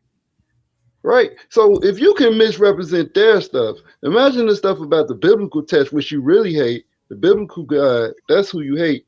So Don't shake your head, Humphrey. So pick your head up, humble. you Pick your head, hating the take your hand off biblical your face, God, humble. and this Chin the up, thing. humble. And Just this out. the thing. This the thing with atheists. They will use anything to prove their point. They have a bias, and their bias is against the actual creator, which is represented in the Bible, because they know that he's true. So now they have to do everything because it ain't the God that they want it to be. You know what I'm saying? It ain't the God that come down and sit to them and give them things and tell them what to do. They can't see it that way. That's like when we was talking about a mosaic. See, How you many looking narrow. different gods are in the Bible? Hold on, Chill out, bro. y'all. Chill out. Don't let him Chill. finish. The Let Bible him is finish. clear. The Bible says the God of the other nations are idols, but the Lord, the God of the Hebrews made the heavens. So whatever deity that is, he said he made the heavens, and everybody else is worshiping something that they made with their hands. So miss me with the bull crap, bro. Now, Okay, this is the humble. thing about atheists. Y'all look at things Mention so my name. narrow-minded. Y'all look at things so narrow-minded. Like when we brought up the whole mosaic thing, it's something called optimal distance viewing, where your brain can't even formulate an image unless you from a certain distance away. This is called seeing a big picture. See, y'all missed the whole big picture of it. The Oh, he universe made is that up, designed. brother. The It was Chill out. not. It Let him was not. finish. Let him Hold on, finish, brother. Let this him is finish. for real. All right, bro. No, I'm finna land, bro. The man. universe is Hold on, hold on. designed that way to see, so you can see the. I mean, it's designed in a certain way. It has a starting point, and then it expands out. But we can't see that nor measure it because we can't comprehend that. Our brains don't allow us. We're not the creator. The creator can see that. It can I see got us. It can see all of it. But go ahead, man. That's a All great right, point. so we That's a going great to point, King Capone. J. Wait, Hold Well, on. that is one something. Hold Real on. fast, one real fast, one y'all. statement, because he tried to say All it. right, hold on, King J. King J, hold on. Hey, King Hurt. Master Yeah. Hurt. You Yeah. can see your time, right? Nah, I just wanted him to go, but right. I think Pandemus. Let me just go. I would say something. I was about to say because you're gonna be waiting, I just man. want to say real Hold on, King J. Look, King J, you getting in right Yeah, after her. both of them can go. Humble Go directing after traffic. King J if nobody's going. No, because Master said. I mean, not Pandemus said he was about to go. So that's why I just wanted Right, to. but I want you to get in there because I don't want you to forget your thoughts, and then we I can ain't get gonna forget. But King J, if you And I got can go something, after King J. King J, if you got something brief to say before I go ahead. See, No, no, I was just look, gonna say in time regards out, to Hurt. No, that's cool, Hold humble. on, That's King cool. J, That's hold cool. on. It's cool. All right, Because it's gonna be King J, and then we're gonna go to somebody else, and then somebody My else. son want to go after I King can J. jump in. Yeah, or all after right. I saw. Let me say. Wait, no. Let me go ahead and say this. So not because I wanted to do that because I was Pandemus said he was about to. He said he was ready to go, and I just wanted to try to hurry up to get. But anyway, damn, you right up there. Kind of did forget my. But anyway, let me say this. That's all right, brother. Take your time, brother. Let me say this. I guess what I was earlier when we talked about when y'all was talking about the subjectiveness of the logic. So right. I'm not using subjective logic. I'm using mathematical logic. And so, and when you're looking at it, if the universe is random, so you have to I think you have to use proof that the universe is random. You have to prove that it's randomness in the universe and that there is no structured order. So by proof by contradiction, when you think about it, if the universe is random, that means that there would be white noise, there would be chaos everywhere. Okay, and it's not. There's structure. We see the galaxies. There's structure everywhere. All right, so that requires a specific law. You know what I'm saying? Right. And I'm saying that's a law for that structure to exist. Facts. And I'm saying that if the golden ratio was not a conscious thought from the creator, from Amma, then you would have random ratios all throughout the universe. There would not be just single. It would be absolute, one. right? Facts. It would just be everything. You would just have different ones. So, but there is a law. So the golden ratio is showing you that the stability, that this is why the universe is not collapsing back in on itself from that singularity. This is why, you know what I'm saying, stars are not crashing into each other, because of this law that exists in the universe. So therefore, it is not random. And to say that there is no consciousness behind it, you have to show that there's randomness. That randomness exists in the universe. So I know I want to say Penny, you said something about the Igbo, and I remember years ago I had an Igbo girlfriend. That's the only reason I knew about the Igbo. I was in my 20s and I heard about them. But they do have a creator. They do have a creator because I think I had to look it up. They had a creator. I forgot the name, but if you believe in the ancestors and you believe in the deities, therefore you understand there's a creator. So they do have a creator as well, and I think it was Chinku or something like that they call they refer to the creator. Chikantu or something like I know what you're talking about. Yeah, that they refer to they have several. But hold up. So the thing is that even if you could point to 1 or 3 different African societies that didn't believe in a creator, that doesn't negate the majority. The majority of Black people in Africa always believed and understood that there was something that created the universe that brought them here. The reason for that we are here is because of the other world, the other realm. That's the reason that we exist today. And you find that all throughout African philosophical systems. And I was pointing out to somebody in the chat. I thought it was interesting how in your argument you only use the European point of view. You can't use the African philosophical view. Facts. But which is fine. Oh my God. Okay. Yeah, the EPA system doesn't agree with Abraham as creator, right? You know what, bro? Hold on. You can't come. I'm not trying to go on in my. I'm trying to. You guys are firing on all cylinders here. Everybody, bro. After Hercules is King J. This is great. Before anybody goes, fantastic. hold on 1 second. I wasn't asking for the mic. I was just trying to tell Hercules I agree with him. PSA, hold on. PSA. This is why I try to keep it in the order system because I know that y'all want to get in. I know y'all be, and then everybody lose the order. Everybody want to get next. So I got your. After I Herc, I want Herc to land this plane, and then King J, and then we got Pan, and then I'm next, and then whoever's. Not go back behind you then, because I was back to King J, but that's fine. Pan had a response directly for what Herc just said, though. Right. I'm just in with this. King It's J. okay. So It's land okay. the plane, Herc. It's fine. So I'm just in with this that we sometimes we forget that we approach the world from a European point of view because we grew up in a Western culture.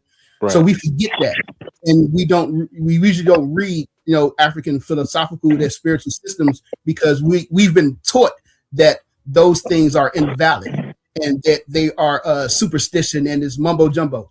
But I always point out to people is that, if you go, I've been to Africa, I lived in Africa. If you go to Ghana, if you go to Kenya, you go to the Voodoo, the Airway, the people, you go to South Africa, the Zulus, you all of them can reproduce their system.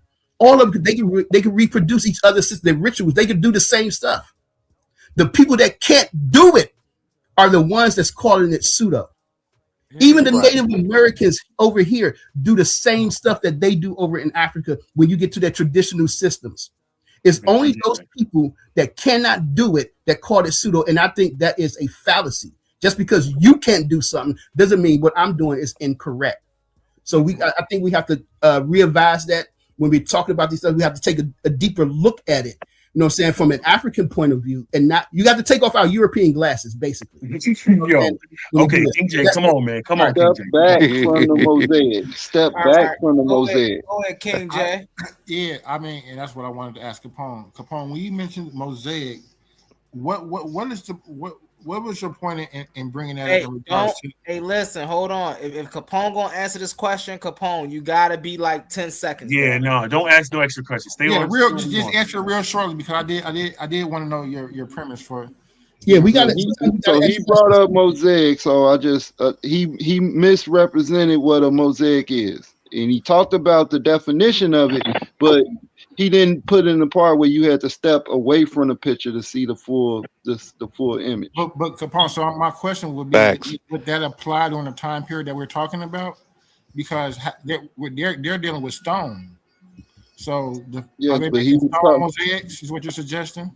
No, he said he was talking about. He was trying to say how random the biblical text is, and I then ain't he say it went was into random. something being a mosaic. That's where they Mhm. get the word mosaic from art, is from Moses writing, Right.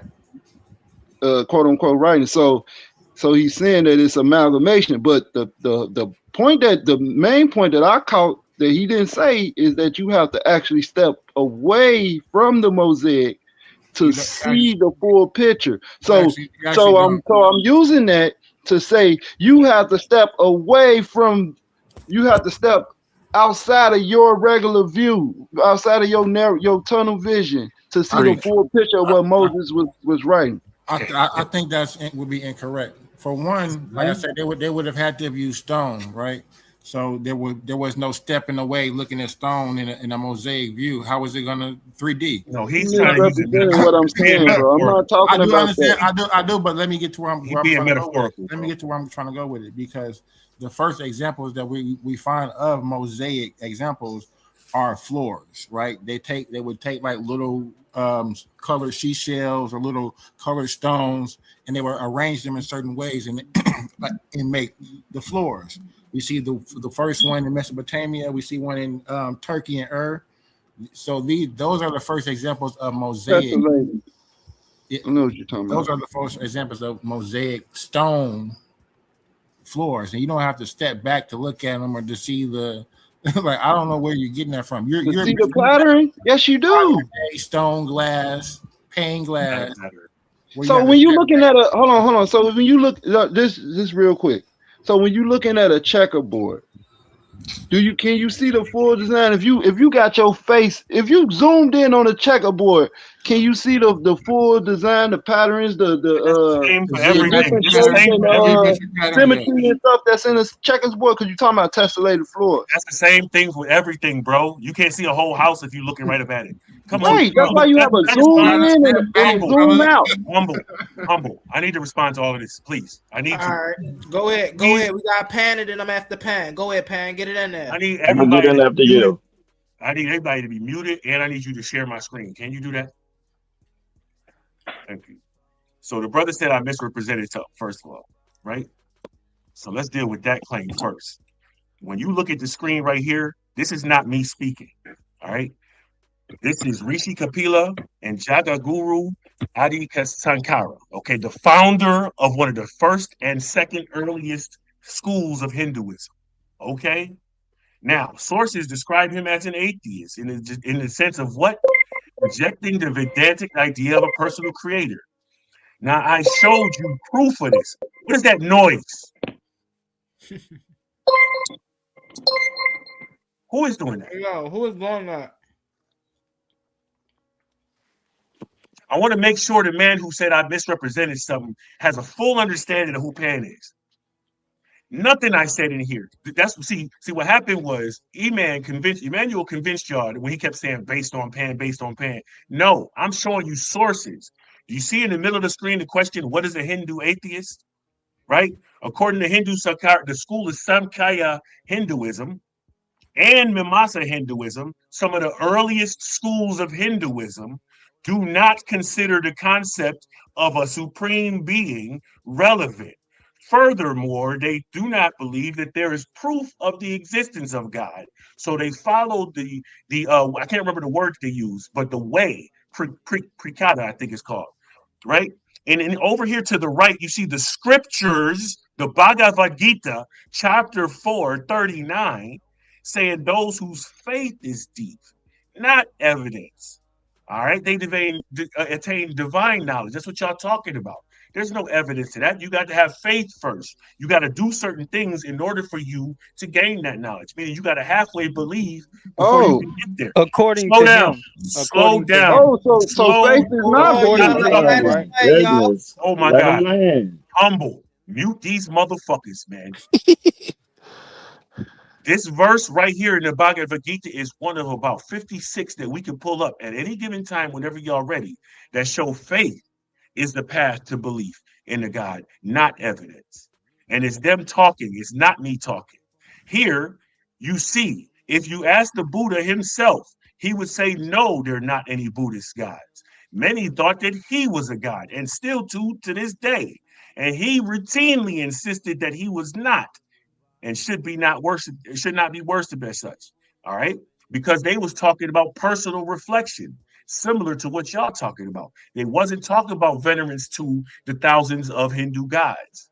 Understand that. Now, when the brother said, I'm talking about a European jump off, I showed you the West African spirituality. They do not, none of them believe that spirits express the way that you can map. You have to go through the divination process to consult with the divinities. And if you don't have the training and skill to do that, you can't, then you have to go trust somebody else to go do that. Meaning you don't have evidence, you just followed based on what he just told you. And here it is, another example. I didn't get a chance to talk about it. If you was, hold on. Hey, listen. Hey, hold on, Pan, really fast. Definitely I'm the host. Hold on, real fast. I'm the host. If I'm up here muted because I'm letting him get in, everybody else on the panel should be muted as well. Get it in there, Pan. Right. And so on some real shit, when you talk about, I don't even know what the fuck you talk about when you said I cut myself. Right here is me showing you, first of all, to the brother when he said his girlfriend was Igbo. I'm Igbo. I practice Ifa, which is Yoruba, and I also practiced Odinani. Okay. So as far as personal experience, I know that you have to consult the divination in order to have, you know what I'm saying, any type of look, it says it right there that before you do anything important. And that is expressed in the market days. When you say that they can recreate their own culture, yeah, in the 4-day market days, they do. That's based on their god systems over there, right? However, that's still not proof that the gods exist. And it don't matter how much you say it, right? So here you, and then I went all the way, I can't remember where the slide is. Hold on. Yeah. All the way back to the Temple of Sumer, right? Even them. It's the same thing. The priesthood was the key to the gods. The people had no connection to the gods. You had to go consult the priests. So for all the ancient writings, the Akkadians was the same way. You know what I'm saying? So all of the writings, the only thing they do is prove that somebody believed the thing. They do not. I don't care what you say. Do not prove a God. The one last thing that I will say is on the point of mosaic. You know what I'm saying? There is glass mosaics that do not have a picture for you to look back and see. It's just different colors. There's stone mosaics, like the brother said, on the floors that you do not have to step back and see. There's other material mosaics that you do not have to step back and see. So like he's trying to give you. Originally, he was trying to say it's a picture of like a face, like a puzzle picture that you could, if you step back, like one of those things when you cross your eyes, you'll see the whole picture. That's not a mosaic. Mosaic is a collection of different pieces that you made into art. That's what it is. That's what it's always going to be. Now y'all can go back into trying to act. All right. So, 10 second. You said 10-second reply. Gonna hurt because I ain't gonna be long. I ain't gonna be long, Herc. I promise you I ain't gonna be long. You listen. I'm after you though. So I just want to point out a couple things that brother Capone was saying, and this is why I'm not going to be long, because a lot of what Pan just brought out is exactly what I was going to say. See, this is the issue when you look at other systems through a Eurocentric religious system. You look at every other system based off of the Abrahamic faith. So because the Abrahamic faith have gods, you think every other system have gods. No, there are spiritual systems out there. So when you look at them, just like Pan just brought up, with the Buddhists and things of that nature, Buddha was not a god. Buddha didn't even want to be considered a god. He was just someone who taught enlightenment. So when y'all run around there and talk about, yeah, they worship Buddha, no, they did not worship Buddha. Y'all have to stop with that. That's a Eurocentric religious ideology. That when someone is in a certain practice, then they're worshiping a deity or a god. That's not the case all the time. That's the case with your religion, but that's not the case with all other spiritualities. I land with that. Go ahead, get it in. I was actually 5 seconds. I've been pushed back 10 times. Real quick, just 5 seconds. Pandemus, you're Igbo, but also you're an American as well. So you got to remember that, as I said, we're looking through it through European lenses. And remind me to come back to this if I get a chance. That's all. No, I practiced it through my own very much. Who is Olodumare? Self though. So that's who is Olodumare? The creator in the Ifa spiritual system. You said the creator of what? In the Ifa spiritual system of the Igbos, of Ifa, pretty much. Ifa. Now let me ask a question. People. Hold on one Chuku and second. Allah was the creator. Supreme creator. Hold on one second, because somebody on here And said they studied that. Chuku is And I want to good. get to the root of it. Hold on one second. I want to get to the root of it. Go ahead, brother. Is this name that y'all said in the Igbo tradition, Right. is it the God of creation, or is it the embodiment of creation itself? If you're asking me, I would say the embodiment. It's both. No, I'm asking a but it would person be who both. hold on one second. I'm asking a person who have experience in this tradition. Is it the creator God, or is it creation itself? Olu means God. I can tell you that. And from my understanding, it's both. It's a supreme creator, primarily. That's what it's known as. If you ask most of the Ifa guys, I know a few of these guys. Who is Chuku and Allah? Who is that? Say Allah. Chuku and Allah. It's in Igbo, that's the creator, correct? I thought Allah was about Islam, isn't it? Yeah, no. Allah is the female deity that Chuku, the androgynous, hermaphroditic type of biformal thing that created this realm that we live in. Because so you got Oludumare, who was a creator of people. You got the people that the beings that created Okay, the world. exactly. That's what I wanted. And then there's things that was before this. But this is what I'm saying. This is when you're dealing with somebody who don't look through things through a European lens, who actually practice this shit. You feel what I'm saying? You know what? Let me stop talking. Go ahead. It's not my turn. I'm gonna let you. Hold up. You dealing with the pan. Hold on, Dumar. Let me tell you. We're gonna come back to it. We're gonna come back to it.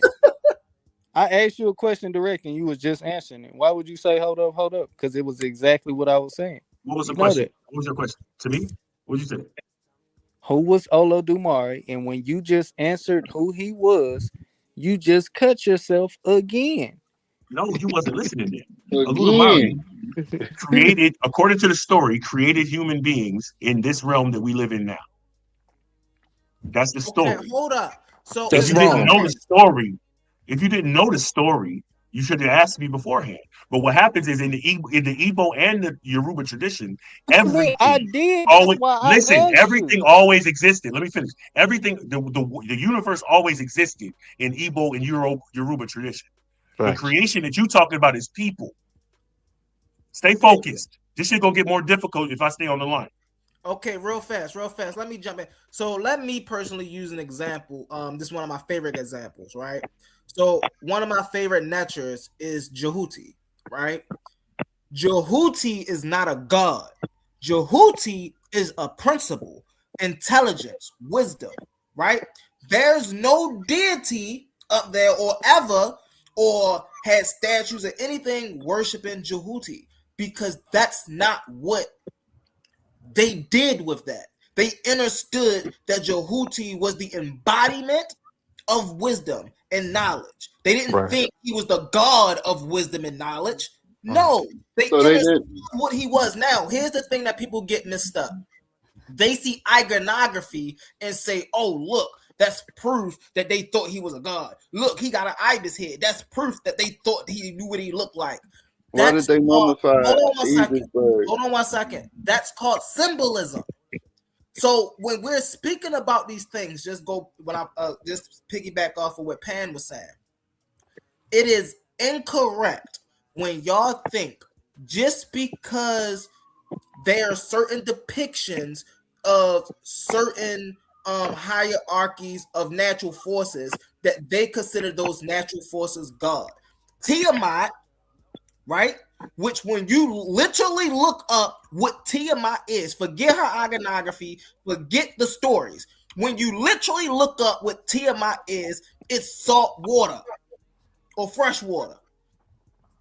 So that literally lets you know they had a concept of what divine water was. You see what I'm saying? What divine presence was, what divine thought was. They understood these principles. They didn't have to make them gods to understand the principles. Just because they personified it And see, this is the thing, and this is what they try to do with science. Was Ra a principle? Hold on 1 second. I'm gonna land my plane with this. This is what certain people also try to do with science. Just because they wasn't putting titles to the things that they were doing like we do now, it's not like they didn't have these same skills. So just because they didn't use the term personification in their literature, because they didn't use the term anthropomorphism in their literature, does not mean they didn't understand those concepts. These were not literal people. They understood life on different levels. So they're not sitting up here thinking everything was a literal God that they talk about. These are stories to remind their children of the lineage and the discipline through a divine way. That does not mean they believed all of the stuff that they was talking about was literally happening. Right. I hear you saying everything. I hear you saying everything and all the stuff that they talking about, and I agree with you. But what about deities like Ra? What would you consider that? Is that a principle, or was that a deity according to Ray is literally the sun. You can Ra look up in the sky. Ra wasn't a deity according to the Egyptians. It was no, just the sun? Now listen. Yes, he if was. You say, hold on 1 second. No, Ra was not a deity. Ra was deified. Yes. Ra was not a deity. Ra was literally the conceptualization of the sun. Did they No, deify that's Ra? not what it was. Yes, they did. But Ra was not a god. That frame of thinking did not come into much later. What? I've never seen a source that said that Ra was humble. I kind of actually the have some sun. pushback with Ra being the son. Yeah, Ra. We know Ra is the son, but Ra. Ra is not the son. So what? So listen. Oh wait. Yeah, let's hear the brother say why Ra's is the son. Everybody be quiet. If you're on the panel saying Ra and you're trying to tell me what Ra means, you shouldn't be saying nothing to me because his name is Ray. If you don't even know how to pronounce his name correctly, how you going to tell me about what Ray is? I know the name, brother. I'm familiar with it. Just listen. So hold on, brother. Hold on. Listen. Let me tell you. The circle with the dot in the middle. I know. No, that's not Ra. That's Aten. How you going to Exactly. Humble, stop talking. Brother, come on. You made the claim. Are you gonna let me tell you why you're wrong without cutting me off? You gotta get your symbols right first. Brother, you can't be talking about why you're wrong without cutting you off. Without cutting me off. Yo. You said Ra was the sun. Yes. So that means that when you say that, you're talking about the physical, actual sun, correct? Yes. So Ra is the energy. So the sun, when you see the physical depiction, the physical sun disk, that is the Aten. Ain't no way. That is the Aten, humble. No, that's not necessarily true, sir. Hold on. Time out. Hey, King Hurt. I don't know nobody else. Hold on. I did see something say the Aten was the sun disk. Hey, Master Hurt. The sun disk is. Can you please come and spread some light on this situation? Brother, I'm very familiar with the situation. Hold on. Hey, Hercules. Yeah. Can you please come and spread some light on this situation? Yeah, we talked about this before. And the thing is that the question was we talked about this last time, but some of the brothers on the panel, and he was talking about that. The depiction of Heru becomes Ra Herakti when you add her Ra, which is the sun disk. There you go. It's done. Ra Herakti it's Heru until and then he becomes Ra Herakti when you add the sun. Exactly. Disk. The actual what are we talking about? Depiction of the sun is Aten. It is no, not that's wrong. It's wrong. It's absolutely wrong. The sun disk, when you add it to Heru's depiction, makes him Ra. Hold on, really fast. What are you talking about right now? Hold on, because this was me. I just crushed somebody in a debate about this. Right. First off, if you want to talk about this, you got to know the history. The Aten was elevated. You don't know that. You don't know that. Hold on 1 second, King J. Hold on. The Aten symbol was elevated. At first, the only thing it meant was the sun rays. Before that, after that, Akhenaten elevated to a divinity or to a creator God. That's the Aten. That's very different than Ray. When we see in these papyri, in these texts, and Ray is bringing forth agriculture. You want to debate it?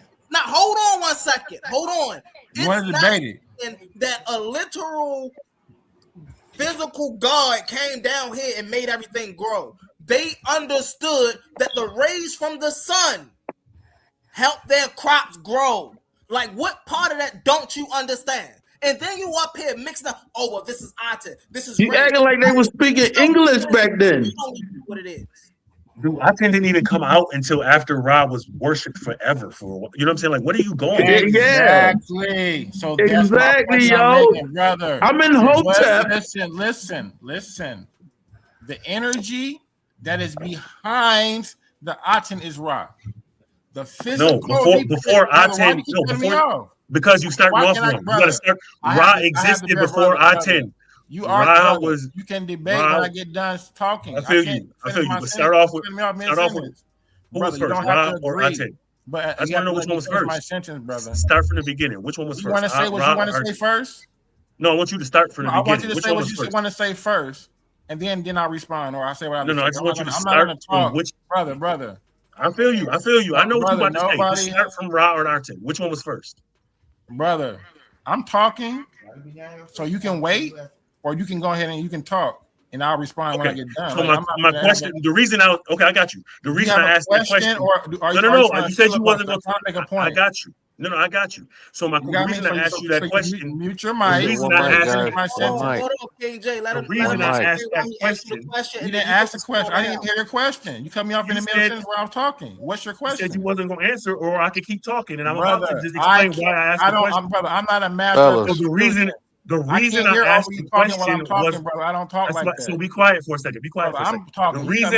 The reason I asked that question is because you saying the power behind so I can answer Ra. You saying that the power behind Ra is Aten. That's not what I said. Aten didn't come into existence until after Ra existed. I did not say the power behind Ra was Aten. I said the power behind Aten was Ra. Okay, that's what I meant to say. Fine. You said the power behind Aten was Ra. But Ra was first. Right. So you didn't even have an Aten. Right. So what are you talking about? The disc was Aten. So you're gonna let me answer? That's your question. First. So you have to shut up and let me answer. The disc existed That's first. Your question. Let me answer it. No, my question was which one existed. Are you going to let me answer the question? No, you already did. You didn't. No, I didn't. You answered my brother, question. you missed said it. Yes, brother. I haven't even spoken. Hey, no, I ain't gonna lie. One mic, guys. One mic, family. First, and that was the answer to my question. Like, are you going to Hey, this is me and Humble's conversation. I don't know why the brother said. Hold on. I'm gonna give you Ra existed first, and that's the answer to my question. Yeah, Humble's the host. Let's hear Humble out, guys. I'm gonna let you respond, Pan. Go ahead, King J. I appreciate that. So yes, when we're talking about Humble, you said Ra is the sun, the physical sun. I'm telling you that is incorrect. When we talk about the physical depiction of the sun, we know that the physical sun, this is the Aten. Before that time period of Akhenaten, 18th dynasty, there is no physical depiction of the sun. We have a Saba, which is the star, which are the stars that we see in the night sky through the Duat. Hey, King J, I feel like you done lost enough debates. We're not even going to debate on that. You done lost enough. We only have the physical. Ra is unseen. Ra is unseen, Humble. No, Amun is unseen. I think, yes, Amun is the unseen. Right, I agree with Pan on that. Off your face, brother. Amun is the midnight sun, unseen. Hey, King J, give me the up off your face. Hey, Humble, let me jump in there, man, because this man been cutting this up. Pandemic love. I got you, Capone. Hold on 1 second, Capone. Hey, King J, I need that off your face, bro. Because what? Because what? Go ahead, Capone. Get him, Humble. You understand your logic. Even understand your logic. If Aten is the act, listen. Go ahead, Capone. If Aten is the actual physical sun, then how can Ra be the son as well? Hold on, KJ. Let Capone get in there. You could respond. Let Yeah, Capone. because I got a question to the debater, right? So, Pandemic. So you said that the Buddhists, they don't. So listen, you keep misrepresenting everything that we saying, all the data, bro. It's crazy. You keep doing this. Buddha is an avatar of Vishnu, who is a deity in the Hindu pantheon. So just because people say, oh, they don't worship Buddha or they don't worship no God, Buddha is not a God. Buddha is the literal avatar of Vishnu. Talk about Buddha. Come on, bro. This is I'm about to hang up. I'm about to hang up. Y'all have a good night, man. Peace. All right, Pan. Have a good one, bro. All right, Pandemus. Damn it, he gone. Damn it. Yeah, because he keep misrepresenting things, bro, and he keep doing that over and over and over again. I forgot what I was saying. Y'all moved it all the way to Egypt, so all I can say is I was agreeing with Hurt. Nowhere in African or indigenous thought or civilization did they ever say that there was no deity that created the universe. All the ancient text says that there is a deity that created the universe that formed these other beings who came to this earth and they taught people. And the guy I'm from the land, and the guy that Pandemic he cut himself when he said that you had to be initiated. You had to, for the divination, you got to go to the priest. Why? Because the priests are the ones who had the connection with the deity. And go back to the biblical narrative, Moses was priests. So he cut himself all around the board, but he talked with authority, but he's really I forgot what they call it. He's pulling the wool over y'all's eyes.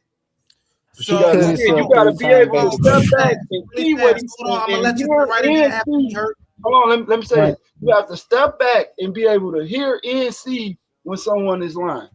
Okay, so Capone, I think the point that you are missing is just because ancient people identified universal forces, that does not mean that they were worshiping them as gods. Like Vishnu, right, is a universal force. Brahma is a universal force. Shiva is a universal force. Right? These avatars that they say that are avatars, right? These are just people that was coming in enlightenment. That's why I went to Kemet. But that's the definition of God. That's the definition of a God. That's our English definition of a God. Bro, hold on. So that's why I went to the Neteru, just to show you the same thing. They did not look at the Neteru gods. They looked at them as forces of nature. This is why when you see how they operated, right? They operated within the Neteru. They didn't go do something and then go back and pray. Matter of fact, let me give you a great example. So when they live life, hold on, Capone. When they live life, they lived Ma'at. They spoke Ma'at, right? So they didn't go out here and do something and then go back to Ma'at and be like, oh, Ma'at, I did this, did it. No, when they were literally acting out their lives, they had Ma'at on their mind, because Ma'at to them wasn't just a God looking down on them saying they was going to do good or bad. Ma'at was literally their ethnic system, their ethical system, right? They live by the ethical code of Ma'at. So when you sit there and you reduce Ma'at to just a goddess, it's like, dang, well, you have no understanding of this culture at all. Yeah, I think our understanding of what a god is, which is just a power or a force, right, is romanticized. Where we think that it's like a physical person or somebody with powers, right? So that's what that's the misconception that we are having. When the brother Immanuwel, what he was talking about in his debate, he was talking about the divine intelligence, the supreme power that started everything. That's the same thing you talking about, Humble. But because you have a bias and a presupposition, you don't want to acquiesce to his points. then now you against it. Now I'm gonna make a few points real quick. I'm making a few points real quick. You said that the right name is Ray, so the pharaoh name was Ramesses, right? Or Ra Amun, not Ray Amun. That's 1 point. 2 points. Second point. In the Maxims of Ptahhotep, he says the ancestors who listened to the Neteru. So how did the ancestors listen to the Neteru if they didn't tell them anything? I mean, if you saying that they was arbitrary, they was principles and everything, they wasn't real. How did they listen to them? What, they listened to the sun? They listened to the moon? No, someone told them these things. Another thing, third point, the guy was talking about, I just remember, he was talking about how you can measure all these stuff in science and everything. You can measure all these physical constants and stuff. And those people that did come up with those discoveries, they was inspired to do so. Look up the definition, look up the etymology of the word inspired, and tell me that's not from a divine force. I'll land. Okay. Those are my 3 points. All right, can I say something? Go ahead, Hurt. We're gonna go back to Go ahead, Hurt. I wanted to say something too. All right, so we got Hurt and then we got debate. Go ahead, brother Hurt. I wanted to get Pandemus' perspective, because when he was bringing up the going to the Obatala, talking to the priests and having them translate, this is something that I brought up before, is that and understanding, you have to understand in African cultures that we like I said, we are growing up in Western culture. So he was pointing out, you have to listen to them, you have to listen to the priests, translate what the meanings that they're getting from the Orisha. And how do you know that they're not lying, that what they're translating is true? And so what I pointed out there's a book by Fukuyao, by the brother Fukuyao, in his book on the cosmic Genesis, I think the name of it. And there's another book by Dr. Zulu on the secret waters of the desert dash that I pointed out that in traditional African societies, without the influence of the Arabs, without the influence of Europeans, they literally raise children from ever since a teenage age to be honest. Okay. And this is something that concepts that we don't understand, because it's like, if your parents are about to get executed, are you going to tell the truth or are you going to save their life? And we think, I'm like, shit, I don't want to see my mom die. I'm a lie. I don't want her. But they don't do that. They do not do that. And he gave examples as where they test throughout their lives as growing up, all the way up to all throughout their lives. They always being tested to see if whether or not they always going to be truthful. So these people are literally raised to be truthful at all periods of their life, from teenage to all the way adulthood to their elders. So these people do not lie. They always tell the truth no matter what the circumstance is. And they both gave examples of this. So this is something hard for us to understand, because we grew up in a Western culture and we see all these movies, where people lie all the time, to save their children, it's like, that's what you would do, just because that's what we do. But you're not dealing with a Western culture. So he's not here. So, but that's the thing that we have to understand, is that in their culture, they're dealing with different principles, different philosophies, and they have basic foundations that are different than ours, that we grew up with. And on the thing, so we were talking about Ra, you would say Ray, whichever word you want to use.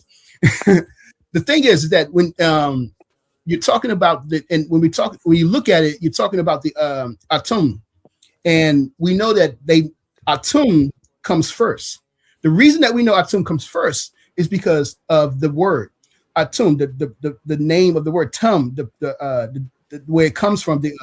I was forgetting I'm blanking out right now. But the meaning Tum means nothing and something. It means everything and nothing at the same time. So it is like the foundation. Yeah, why you agreeing with him? He's debunking everything you just said. Wait, hold up. Is the foundation? That's literally what. Go ahead. He's not agreeing with you, humble. Let me finish. Is the foundation of like when we talk about the quantum level, nothing and everything at the same time. So I think is that it's that what came out of Noon, It's that first principle, that singularity that came out of Nun, and Atum represents that kinetic, that energy that's manifesting out of Nun. You know what I'm saying? And Ra, when you put them together, Atum Ra, then you're talking about Master, just stop right there, just to build with you.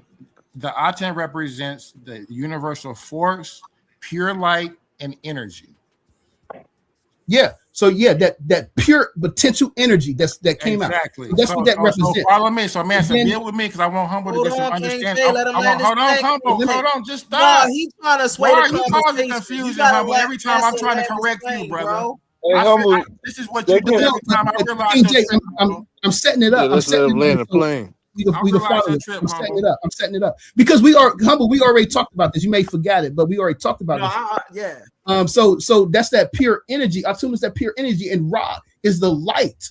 And when you putting them together, Atum Ra, when you put them together, that's that you looking at manifestation of the energy is being manifested. And movement. I want to add movement. Right there, man. And movement. Right there because they don't understand this. We got to talk about the movement as well. Hold on. And I'm giving you primary examples.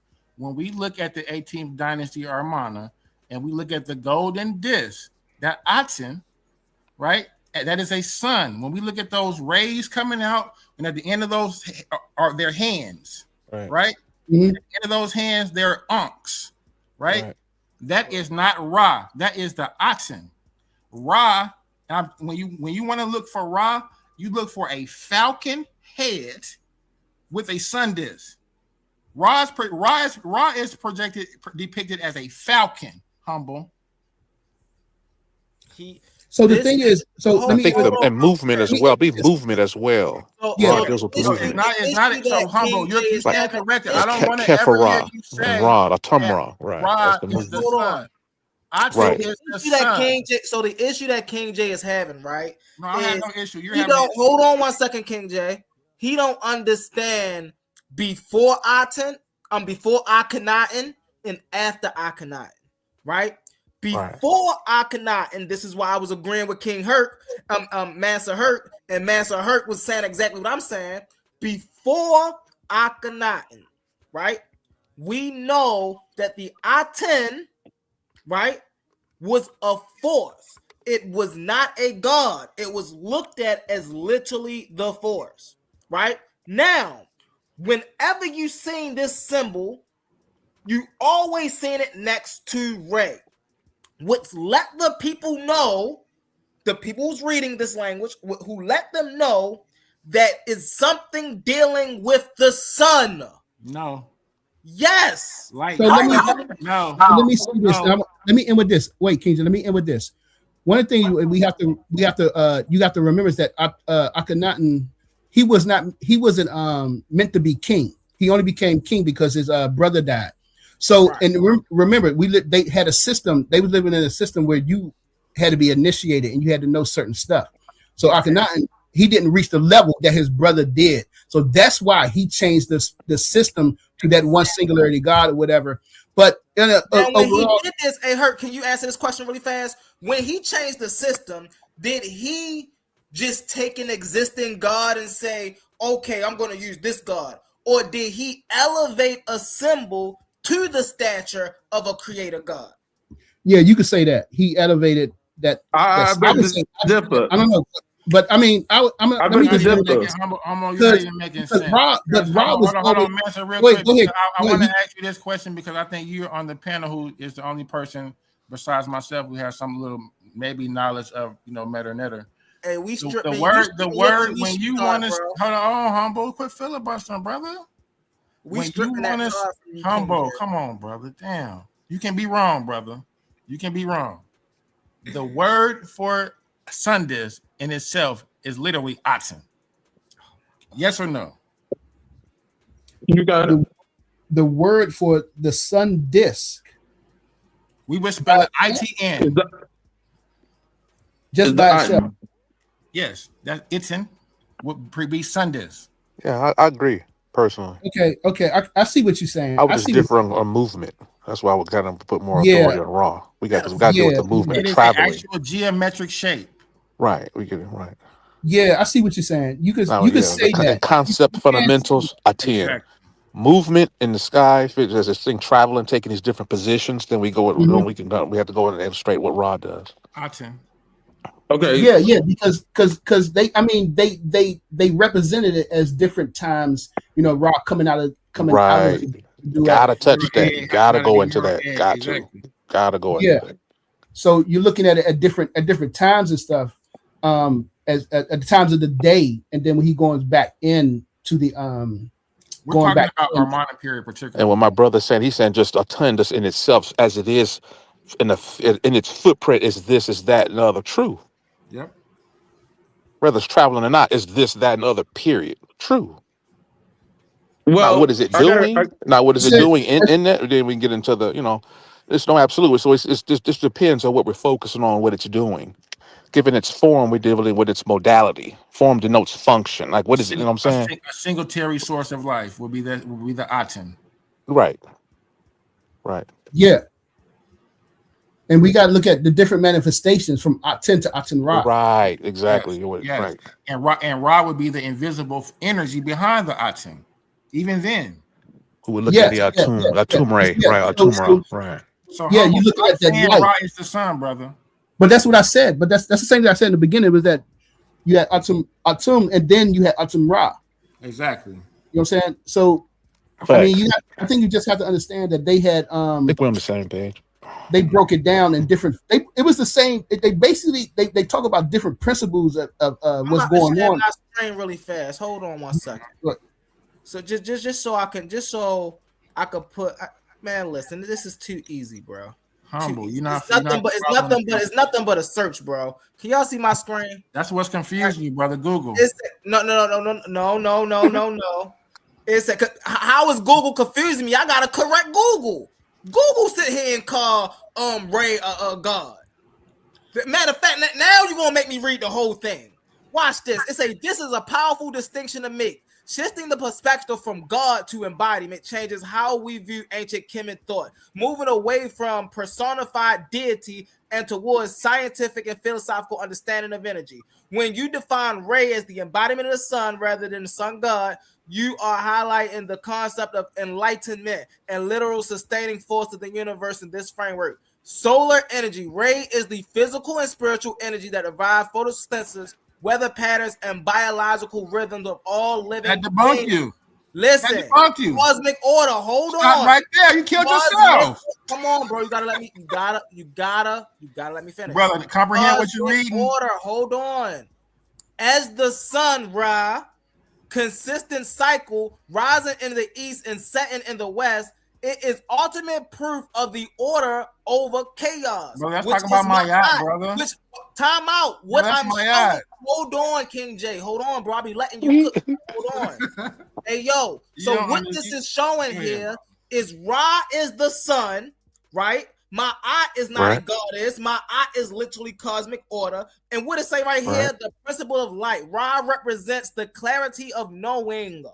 Just as the sun reveals as the hidden in the dark, Ra represents the illumination of the mind. So this is what I mean when I say stop just dumbing them down. That doesn't say Ra is the sun. Hold on, I'm about to land my plane. Hold on, King J. I'm about to land my plane. Hold on, bro. So this is why I say you gotta stop dumbing these concepts down to just God concepts, because they represent much more.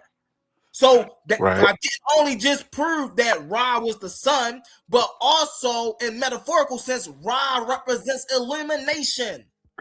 So again, bro, you gotta listen, bro. You gotta have that up, Humble. You made that up, brother. How I make it? Hey, can you put that back on the screen, Humble? We're gonna be here all night. Can you put that source back on the screen, Humble? Because you're gonna die as your own source. Terrible, bro. Put it back on it. Humble, no. Now, King J, you go show me where Ray is not the sun. Go find me something that say Ray is not the sun. Brother, we just sat on the panel and discussed. Go find me something that say Ray is not the sun. I think we agree, more or less. Yeah. We just went over it with you, Humble. Yeah, I think we King J, go find me something that say Ray is not the sun. Ra is going to be when you find Ra, you're going to see a falcon with a sun, brother. Listen to what I'm telling you, brother. King J been asking questions all night. Now I asked him a question. He want to dance around it. Can you go find me a piece of information, primary evidence that say Ray is not the son? Brother, yes. Can you go get that? Can you provide that? Yeah, and humble. When I do, can I ask you a question? I can do it two ways. I can just bring you the actual the primary meta hieroglyphs without any, and we can parse it. But hold on. Just let me show me that Ray is not the son, brother. Yes, let me tell you how the ways we can do it. We can bring up the primary script or the facsimile of it, because we can't bring the actual pyramid walls, and we can read the actual hieroglyphics if you can read it. We can do it that way, or we can produce the translations of the actual, stelas themselves. But I don't think you can read it. But it doesn't matter. The Aten, when I asked you, brother, humble, and he didn't show anything yet. Humble, can I just ask you one question and just answer it straight up? And if you don't, it'll end the whole debate. And I asked it earlier. In the Amarna period, 18th dynasty, when they show that geometrical sun disk with the rays extending with the hands out with the unks at the end of it, is that the Aten or is that Ra? Yes, or which that one is Aten Ra? No. Yes, it is. Okay, so exact. So humble. What depicts? Hold on, humble. Humble, you're not answering the question. Now you want to agree with me? No. When Master literally, now you're causing confusion because you don't want to be wrong. I'm gonna let you get it in. Hold on, give me you one second. answered your question. Now you answered it. I'm gonna let you get it in. Give me 1 second. When Master just set up here and said you gotta be mindful of the time period that these things are taking place in, right? You said it's and he set up here and said, hold on, I said it's 18th dynasty. Hold on. And he's talking about the 18th dynasty. Yes, right? I am. Which we know in the 18th dynasty, Amen and Ra was most definitely linked. So when you show us something and I say it's Amen Ra and you say exactly, you're proving my point. Amen Ra? What are you talking about? Humble, you don't know what you quit screaming and just listen. Hold on, Humble. Quit causing confusion so you not to distract from the point. You do this every time you're wrong, brother. Listen, I figured out your tactics. I said, hey, brother, familiarize yourself with the argument. 18th dynasty, Amarna period, Akhenaten, right? This is when they're trying to start the monotheism, right? And it's the Aten. I asked you a question. What does the Aten represent? That physical geometric disc that has the hands extending, representing the rays, right? At the end of those rays are unks, right? I asked you, what does it represent? Which one is the Aten? And which one you said is what? That physical sun disc represents what? The physical sun represents the Aten. We keep saying this. Okay. So how is the sun Ra if the physical sun disk is represented by the Aten? Bro, in that period, that's not the sun. That's Aten. That's when Aten. Hold on. I'm gonna go ahead and put out a super chat while that circle is not the sun. Listen, King J. We'll do a super sticker. No, listen. So when Akhenaten and I just asked Herc said yes. Brother, you said it's not the sun? Hit the like button, family. Let's hit share. Hold on. When Akhenaten elevated the Aten symbol, right? To a what god is the Aten symbol? Oh my gosh. The Aten symbol is the sun. No, it's not. Yes, it is. Bro. Hold on. Don't worry about it. We're gonna get into it. You just said it. There we go. Super chat in circulation. Sticker. The symbol, which is the sun disk. Aten is represented as the sun at that when you're talking about this because what are you talking about? It's a sun disk on his heels, humble. The sun disk. Hold on 1 second, because represents the physical sun. Matter of fact. Yo, listen. After I say this, and then I'm gonna go on mute for a minute because I'm gonna pull this up after I say this. Hey, King. After I say this, King J, you gotta get that. Hold on, King J. You gotta get that unk removed from your face after I say this. So What King J keep failing to realize is the Aten symbol is a symbol of light, right? This is why before Right. Akhenaten, you've never A seen symbol the of light. Aten. What is a symbol of light, humble? Hold on. This is why you've never seen the Aten without Ra. After Akhenaten, because the Aten symbol was elevated, then you started to see Aten as a god. This is why everything he keeps saying that's in Akhenaten's period. So that's the only reason he's saying what he's saying. But when we're looking at what it means in its totality, right? Before all of what Akhenaten was doing, right? We know that Ray was always the sun. Now let's get into it because I'm going mute because I want to pull this up, man. Go ahead, get into it, man. Hey, King J, you're terrible, bro. You got hey, we don't want you over here, bro. You got to go to the Hebrew side, bro. You got to go to the Hebrew side, bro. We taking your commission card. Nah, I'm a meta scholar, brother. You ain't get the hell out of here. I'm a meta scholar, brother. Get the hell out of here. Not saying what you're saying. Brother, I done put too many hours in the dojo with Smash and Reggie and all the real meta scholars to let you come up here. Well, then how don't you know that Ra let you come up here to tell me that Ra is the physical depiction of the sun? So how don't you know that Ra is the sun? You tripping. How don't you know that Ra is the sun? What does the word Ra mean? Hey, but how you telling me that Ra is the sun? It literally means sun. What does Aten mean? Aten is the rays. What does it mean? That's what he's. What does it mean? Oh, this nigga's dumb. What does Aten mean? Come on, bro. Just say you don't know the definition. Come on. What does Aten mean? Definitions. No, you didn't. All right. So you tell me the definitions. What does Ra mean? What does Ray mean? To do, to make, or to create. Terrible. It's a verb. He's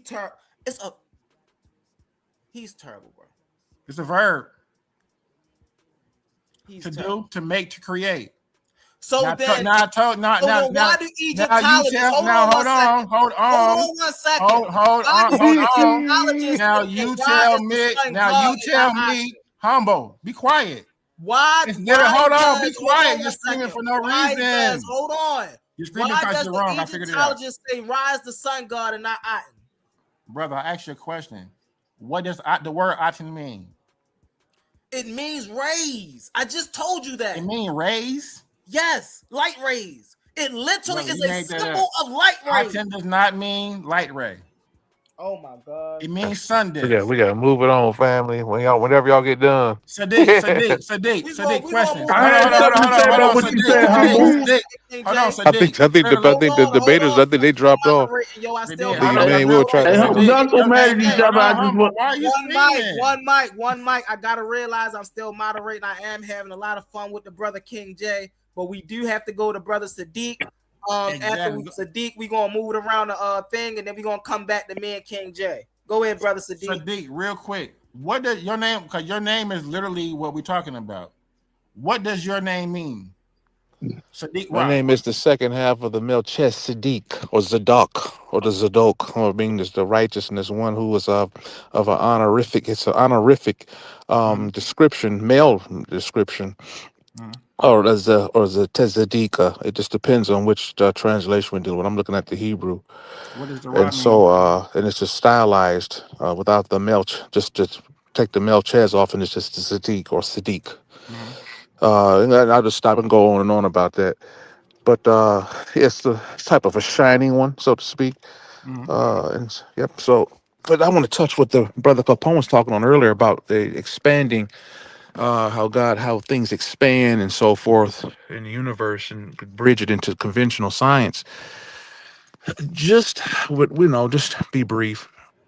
Kind of touches back into the debate in a way. And also to say that is to say this: the conventional science says the universe is expanding as time proceeds, right? As we understand it.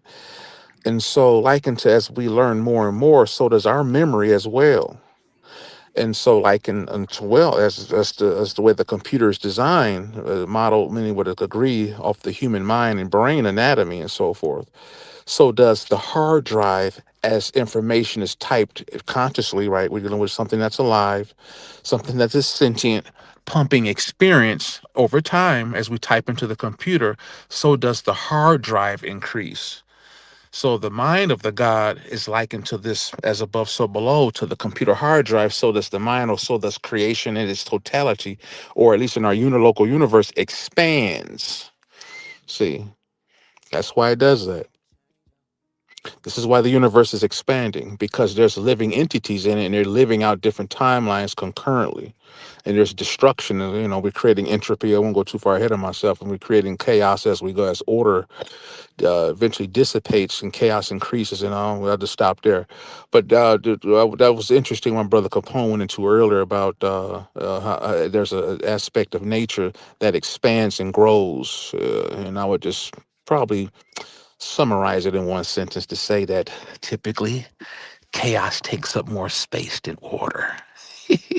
And I'll just stop there.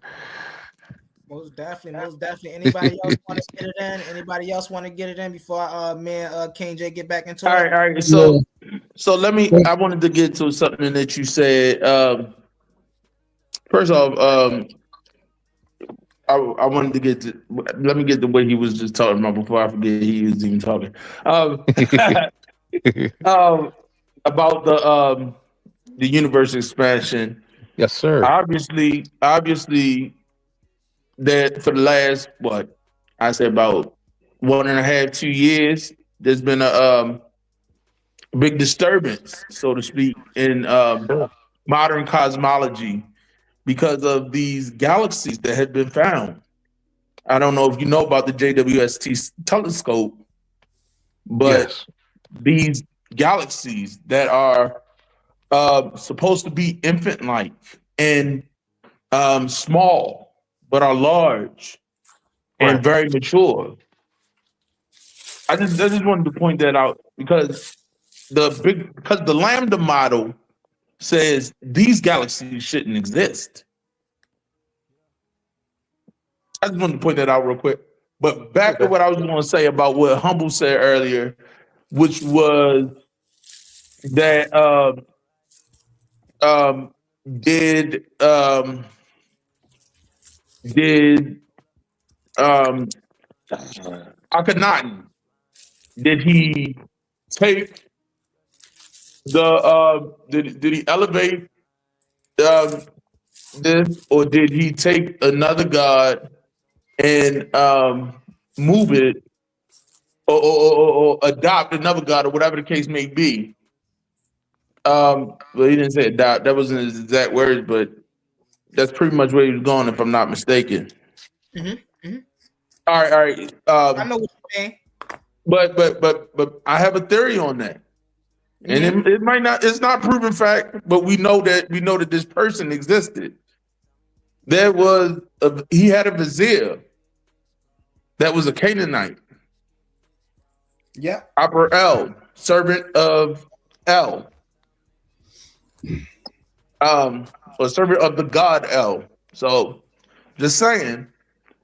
I mean, we do know that God saved Egypt once too. Like, I'm just saying, So I mean, I have a theory about that. Yeah, I got a theory about that. So let's get into this really fast. I want to get back into it with the brother King J. Let's get into this real fast, right? Because again, bro, this is too easy. These are nothing but searches. What do Ra mean? In ancient Egyptian metal netta, the term Ra, often translated as R, with the apostrophe, primarily translate to the what? To the what family? Who was wrong? Who was wrong? Hey, yo, King, like I said before, King J got to give up that unk on his face, bro. He terrible. Let's get into it. It literally primarily translates to sun or day, while it's most famously known as the name of the solar deity who governed the sky, the earth, and the underworld. The word carries a deeper linguistic philosophical layers. What did I say that earlier? I promise y'all I said that earlier. the solar force. At its most literal level, Ra represents the physical sun. What it say? Come on, family. Let me read that again. At its literal level, Ra represents the physical sun. In the Egyptian worldview, Ra, Ray, or let me say it correctly. Y'all got me saying it all wrong now. Ray was the source of all life-giving energy. Didn't I say that earlier, family? I could have sworn I said that earlier. You said it, brother. Object in the sky. Hold on, let me get through this, y'all. The sun wasn't just an object in the sky. It was a conscious force that's transitioned through different states. Capre, this is my man Mansa. Right. That's my point. Right. The Capre, movement. the rising sun. Right? The midday sun. Right. Atum, this hit it with it, Mansa. Right. Atum, the setting sun. Right. Number two, the creative power. The name is often no. Hold on. Let me land my plane. I gave everybody a round. Let me get it in here. The name is often associated with the concept of creation or creative power. In various cosmologies, creation stories, Ra was the self-created creator who brought the world into being through his word or his tears. To evoke Ra was to invoke the primordial energy that sustains existence. Let's get down here real fast. Now, what about Aten? We went back and forth on Aten. Oh, Aten was the sun. Let's get into it, man. Aten represents a significant shift in ancient Egyptian thought, moving from the personified, multifaceted nature of Ra. Wait, time out. Let me read that again, family. Moving from the personified, multifaceted nature of Ra. Aten can't even exist on his own without Ra. So you telling me that this was the man? Get out of here. Towards a moving singular abstract concept of divinity. While Ra is often depicted as the man with the hawk's head, and Aten was represented strictly as the solar disk with extending rays ending the human hand. Cut yourself. Hold on. Yourself. Come on, bro. Let me get it. It's the symbol of life to the nostrils of the king.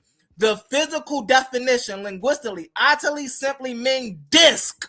What did it say, family? Linguistically, Aten simply meant disc. In earlier texts, it was used to describe the physical body of the sun or even the moon. It was time out. They use Aten to describe the moon as well. So how can Aten be the sun if Aten can be used to describe as the moon? Let's get into it, man. It was the shell through which the light of what? The light of Ra manifested. The light of who, family? The light of who? The light of Ra. So again, at King J, you gotta get. You gotta comprehend what you're reading, humble. You gotta get. Your don't even agree with you, face, King J, because you don't know enough, bro. You don't know enough, bro. Are you gonna show my screen now? Are you gonna show my screen? I think we can move on. I think we got it. Yeah. That's not, even though that's not a source, but I'm ready to share my screen now. All right, let's get it. Go ahead. Because I just want to say, humble, that your source debunked everything that you said. This guy is humble.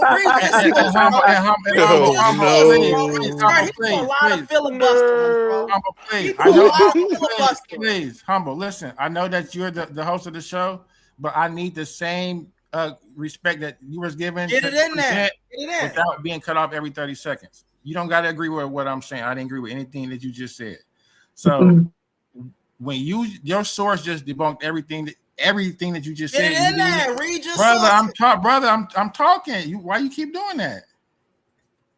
Your source debunked everything that. Yep. Your source debunked everything that you said. So when you attempted to try to show the three forms of Ra, that's actually showing that Ra's not the sun, because you're showing the three manifestations of the Aten throughout the day. You're showing the rising Aten, and when we see that rising Aten, we see Ra represented as the scarab beetle in that instance. Ra isn't the sun in that instance in the rising Aten. Ra is the actual scarab beetle. When we see the midday sun rising with that disc, and what I asked you about with the red, with those hands extended with the ankh at the end, that's the midday Aten. And Ra, in that instance, and I told you, was the falcon-headed man with the sun disc on the head. So that's letting you know in that instance that that's not Ra.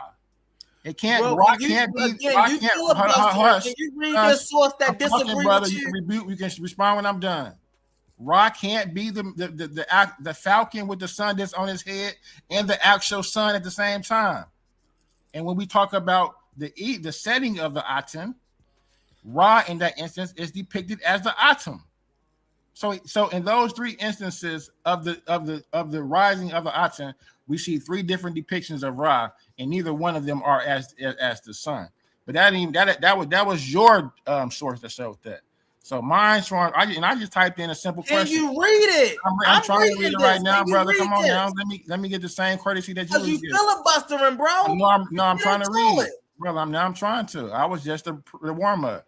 So what I'm showing on the screen, I asked a simple question. Between Ra and Aten, which one represents the actual physical sun?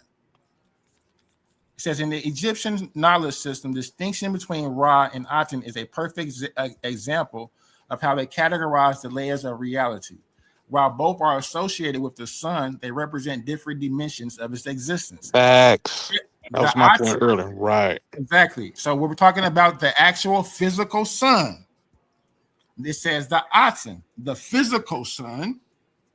The Aten represents the actual physical disk of the sun itself.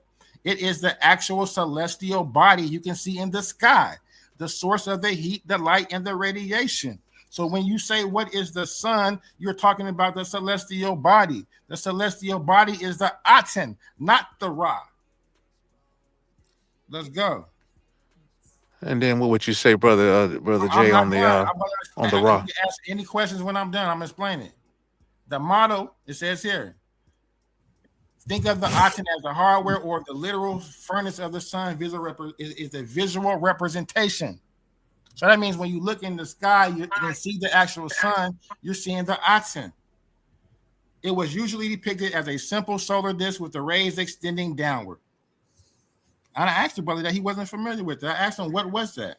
It was usually depicted as a simple solar disk with the rays extending downward, extending in human hands that hold the Ankh, the symbol of life, to the nostrils of the king. The vortex, in the context of your research, that's something else. Ra, the conscious life force. No. Hey, yo, why do you keep trying to pull a Capone on a brother, bro? I'm reading it, brother. I'm reading my source. What are you talking about? Go ahead. Be quiet, humble. Go ahead, Ra, bro. the conscious life. Ra, the conscious life force. Ra or Re represents the spirit, the consciousness, and the divine agency behind the sun. So let's stop right here. If it says Ra represents the spirit, the consciousness, and the divine energy behind the sun, that's letting you know that Ra is not the sun. Bro. No, bro. Shut up. He terrible. Shut up. You're terrible. The motto. And I'm not done. If the Aten is the physical lamp, meaning the Aten is the physical sun, right? It says Ra is the light and the intelligence that decides to shine. He represents the sun and the three different phases here as the Kepri beetle, right? The falcon, and Aten. Right. He travels through the sky. Those are not the physical depictions of the sun. I would just add one sentence, Brother King, is that you had your top sentence says it all, and you're proving it when it says the two terms or designations are describing one said thing with layers of existence. So they're both aspects are pertaining to the same what. You see what I'm saying? That, and so as you go further down to the end, we see Humble's perspective comes in when it deals with function, which talks about it's at the very bottom. It's the third bullet point under Ra. So hold on. Are you skipping the one before that where it says where it talks about the traveling aspect? That's all. Because this is my. Go ahead. Right. For sure. I'm presenting this. Okay, go ahead, bro. You'll see the whole thing in context is what is the physical representation of the sun? Is it Ra or the Aten? That is the question, right? What is it's both?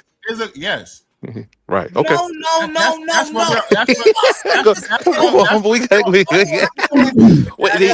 You guys are really agreeing. You're the same sides of two different. Yeah. Same coin, two different sides of the same coin. Yes, it is. You're asking what. Hey, I tried, homeboy. I tried King J.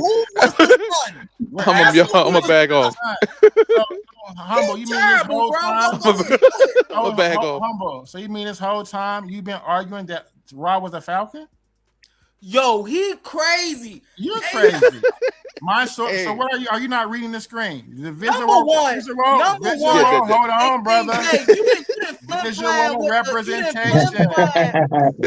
No. What King J posted kind of summarizes both sides, in my opinion. It gives both sides. This man is terrible, bro. That's number one. Number two. King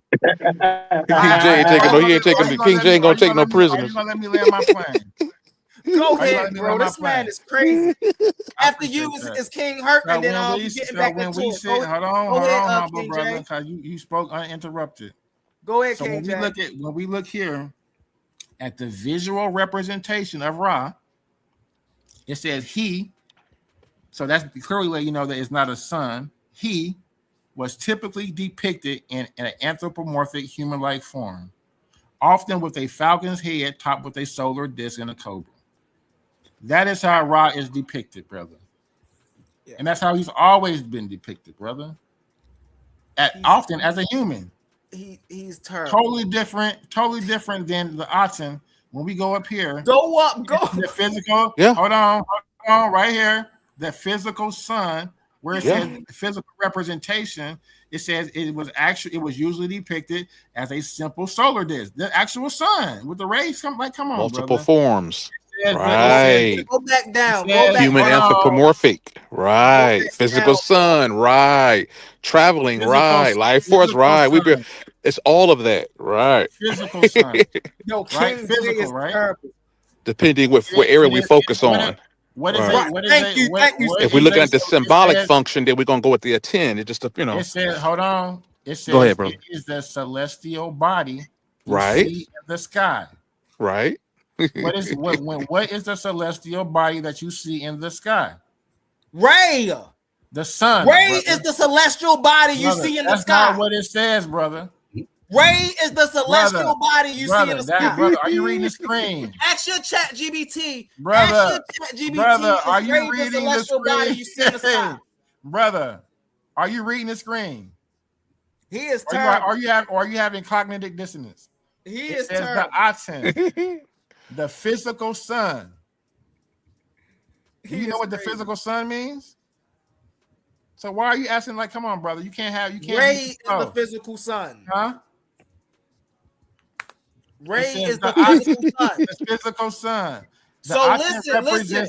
Hold on, hey King J. Hold on, brother. Yeah, you need if this is the physical sun, then why can Aten also can be used to be represented? You need to ask yourself these questions. This is what it says. I'm asking you because you said you know this. Brother, if Aten is the sun, then why can it also be used for the moon as well? So you saying they lying? This source, this chat GPT is lying. Yes, you most definitely finagled this and poorly. Huh? You most definitely finagled this and poorly. It says, what is it? It says the Aten represents about vortexes and this guy is. I can explain that.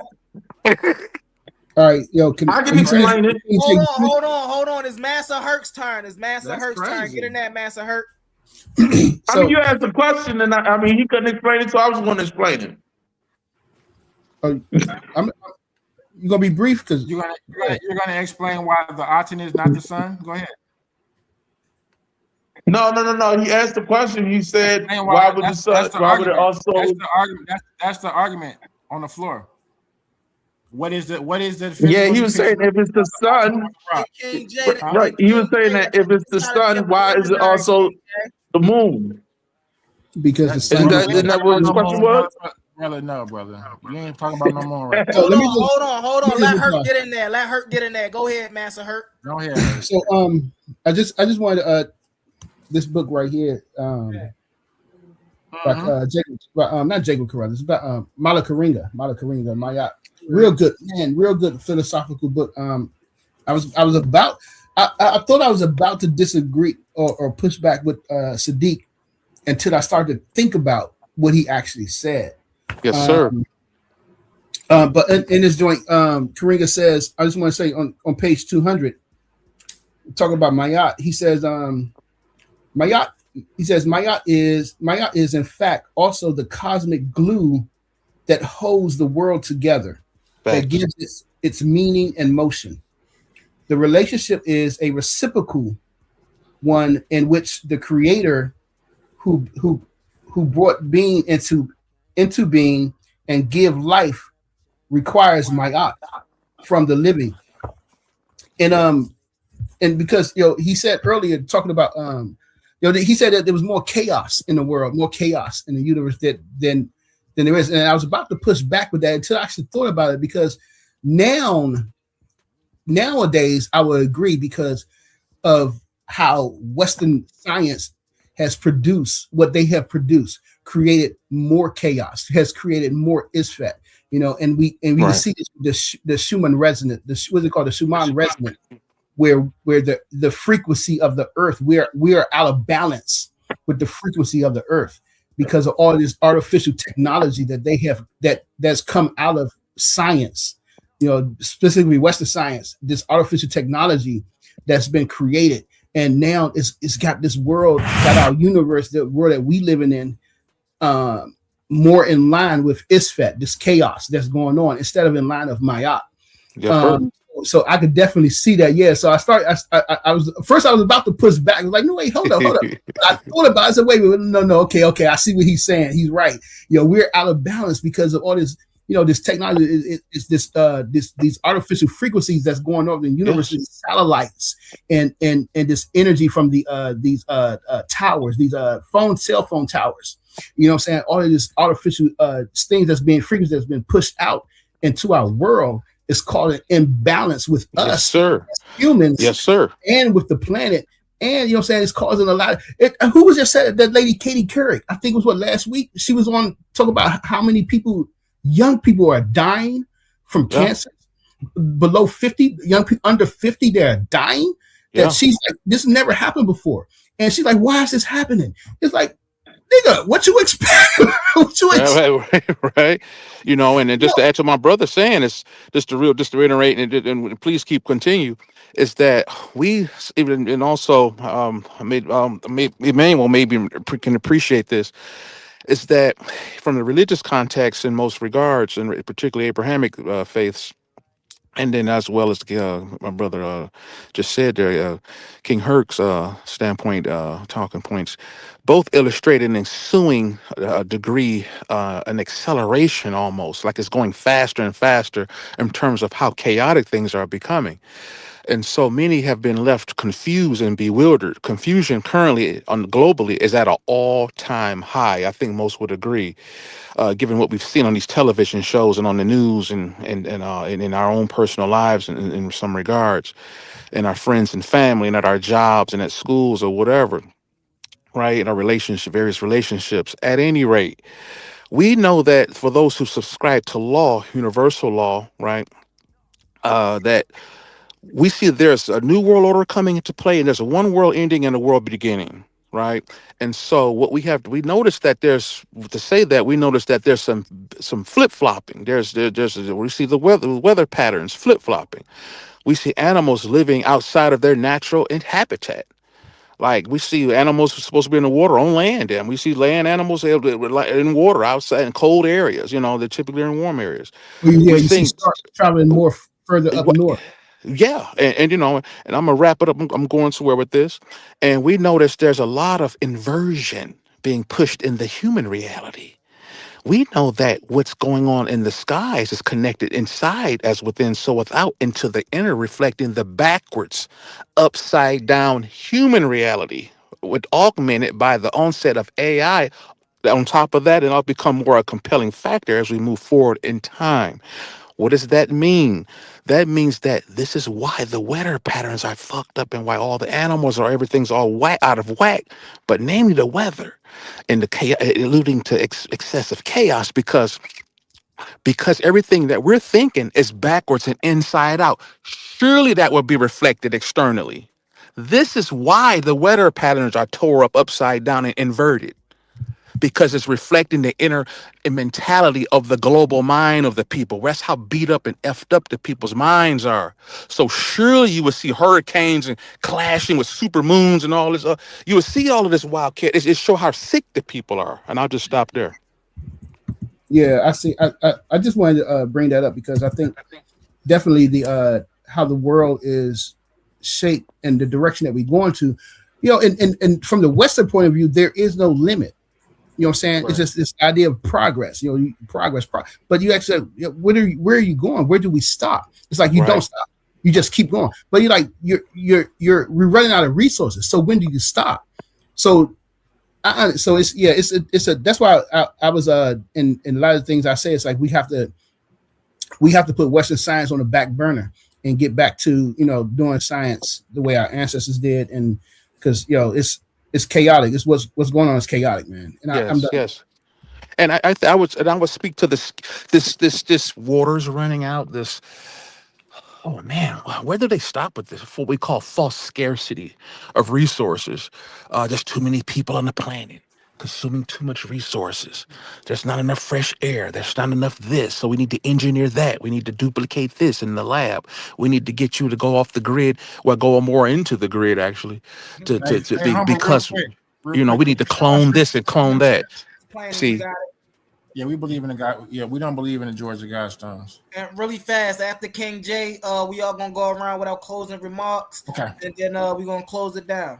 Okay, I appreciate that. I forgot it is down at 1 o'clock. But yeah, just real quick on my closing, I'm gonna just share my screen. I got you. I appreciate that from you. All right, so here we go. So here's a quick comparison to the chart. So it says in the Aten is contrasting the Aten with the Ra. The physical is the Aten. The metaphysical is the Ra. The actual disk, the object itself, is the Aten. The deity or the being is Ra. The Aten is the actual celestial object that provides the heat, the light. Right. Ra represents the cosmos and fights the chaos. The body or the actual object is the Aten. The soul is Ra. I asked the question, so which one is the actual physical sun?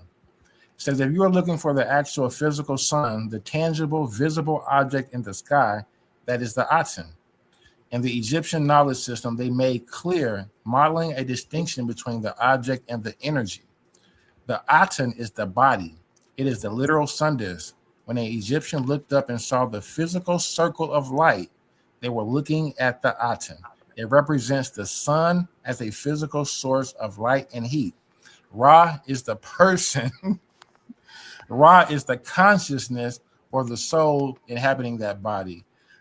This is what it says here. It says, actually, in regards to it, it says when Akhenaten, who's called the heretic, shifted Egypt's religion, he performed a massive and blah. He shifted. He said he essentially told people to stop worshiping the personality or the spirit, which was Ra, and to only worship the actual physical sun disk, or the only actual worship the actual physical sun itself, which is the Aten.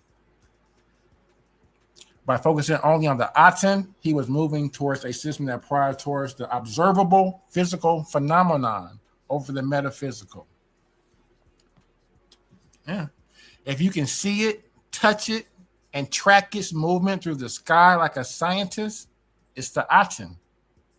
If you are describing the intelligence that governs the day and fights the darkness, you're talking about Ra. So I just wanted to make that distinguishment when we're talking about something actually tangible and physical that we can observe in the physical sky, like a celestial object, like the sun. We're talking about the object. We're talking about the Aten.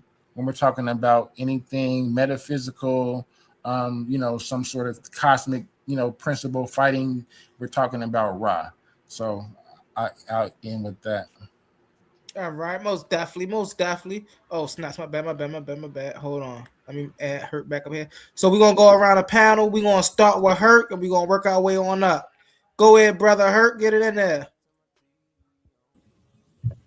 You know what? I just thought about something. Damn. I'm going to have to rewind this joint. I thought Pandemus said that he practiced Igbo and Yoruba, but yet he's an atheist. But I don't know. I gotta rewind that joint. I could have sworn he said that, yo. I But anyway, say he used to. I believe I'm not mistaken. Maybe. but no, because he was adamant. He was like, no, I practice this stuff. He said No, something, he yeah, said he something to the was effect of you talking to Igbo. somebody who lived this, or something he said Or to that live it, yeah, effect. I Yeah, live something this, like that, right? like that. But yet you're atheist. I gotta rewind it. I'm like, yo, you hold up, you contradict. I just thought I about think that. he Yeah. was saying that he was Igbo as like that was Right. like part of his nationality. Right. And then he maybe changed All right, up I'm gonna something. rewind. I gotta rewind. I'm gonna see what he Could said. But have anyway, became an atheist. That's He how I could have just, perceived what he yeah. said. yo, it's interesting. Yo, this good conversations, you guys. That was a good. Yeah, I thought the debate was interesting. Like I said before, it's really hard to disprove that that created when you're using the Abrahamic faith and when you're relying on that. But yo, I think hey man, we had fun. Yo, you know what I'm saying? I just wish that I could have these conversations on the block when I'm hanging out. You know what I'm saying? Right. They don't talk about this stuff, but yeah, I'll see you guys around. You know, see next time, and keep it up. Hey, Humble, you still doing that? What's up with you and Leandre? Y'all still gonna do that debate? Hey, I haven't heard nothing else from it. Hey, listen, I'm trying to get it in. I haven't heard nothing else from it though. Okay. All right. So yeah, I'm good. Oh, I wanted to ask King J, yo, because you met a Netcher. You said you studied meta, but I was just curious. Also, did you also don't think that the people in Kemet didn't refer to themselves as black people? That's something I wanted to ask you. I wanted to talk to you about that as well. I was just curious about that. But anyway, we can talk about it next time. But I just want to tell you guys. I'll see you guys. Have a good night. Yo, we had some fun, man. For sure, King Herc, man. Appreciate you, man. All right.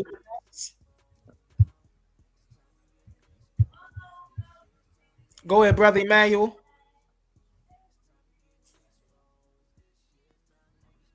I got that. We'll come back to him. Go ahead, brother Sadiq. Close us out. Family. Man, appreciate you, my brother Humble, holding it down, catching bodies, throwing strays, letting it land where the chips may, in customary fashion. It's always a pleasure, man. Up here with the fam. You know I love it. Wouldn't have it no other way. Having the good intense debate, even side debates is always nice to keep our weapons sharp as we finish this call and return to our individual normal lives as black males. We public enemy number one, given these rough racial climates, the times we're living in. A racial climate now is likened to almost 1940s, 1950 America, as they look to reincorporate a new revise, almost like a digital Jim Crow 2.0.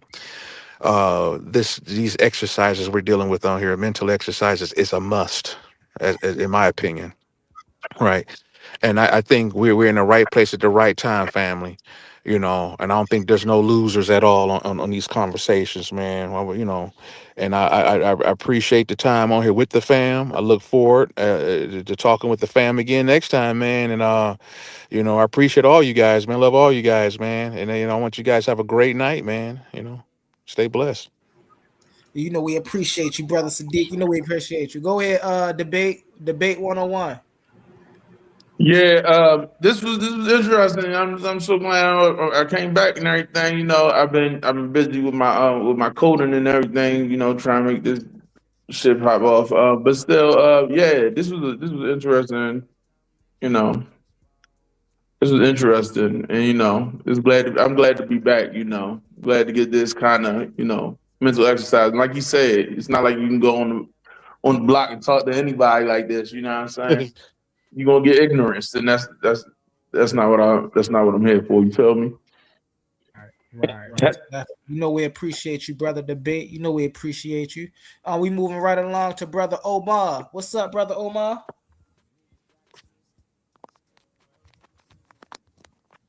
Let's see if he there. Omar, you there, Brody? Oh no. All right, we gonna move right along to King J. Yeah, I mean, I love what the brother Sadiq Ross said. Hold on 1 second. Hey, hold on 1 second. I'm here. Give your close out, brother Omar. Give your close out. I love what the brother Sadiq Ross said. I'm here. Hold on, man. Let me turn down my TV. I was up in there throwing darts, man, in my garage. Hold on. So I don't get that reverb back. Yeah.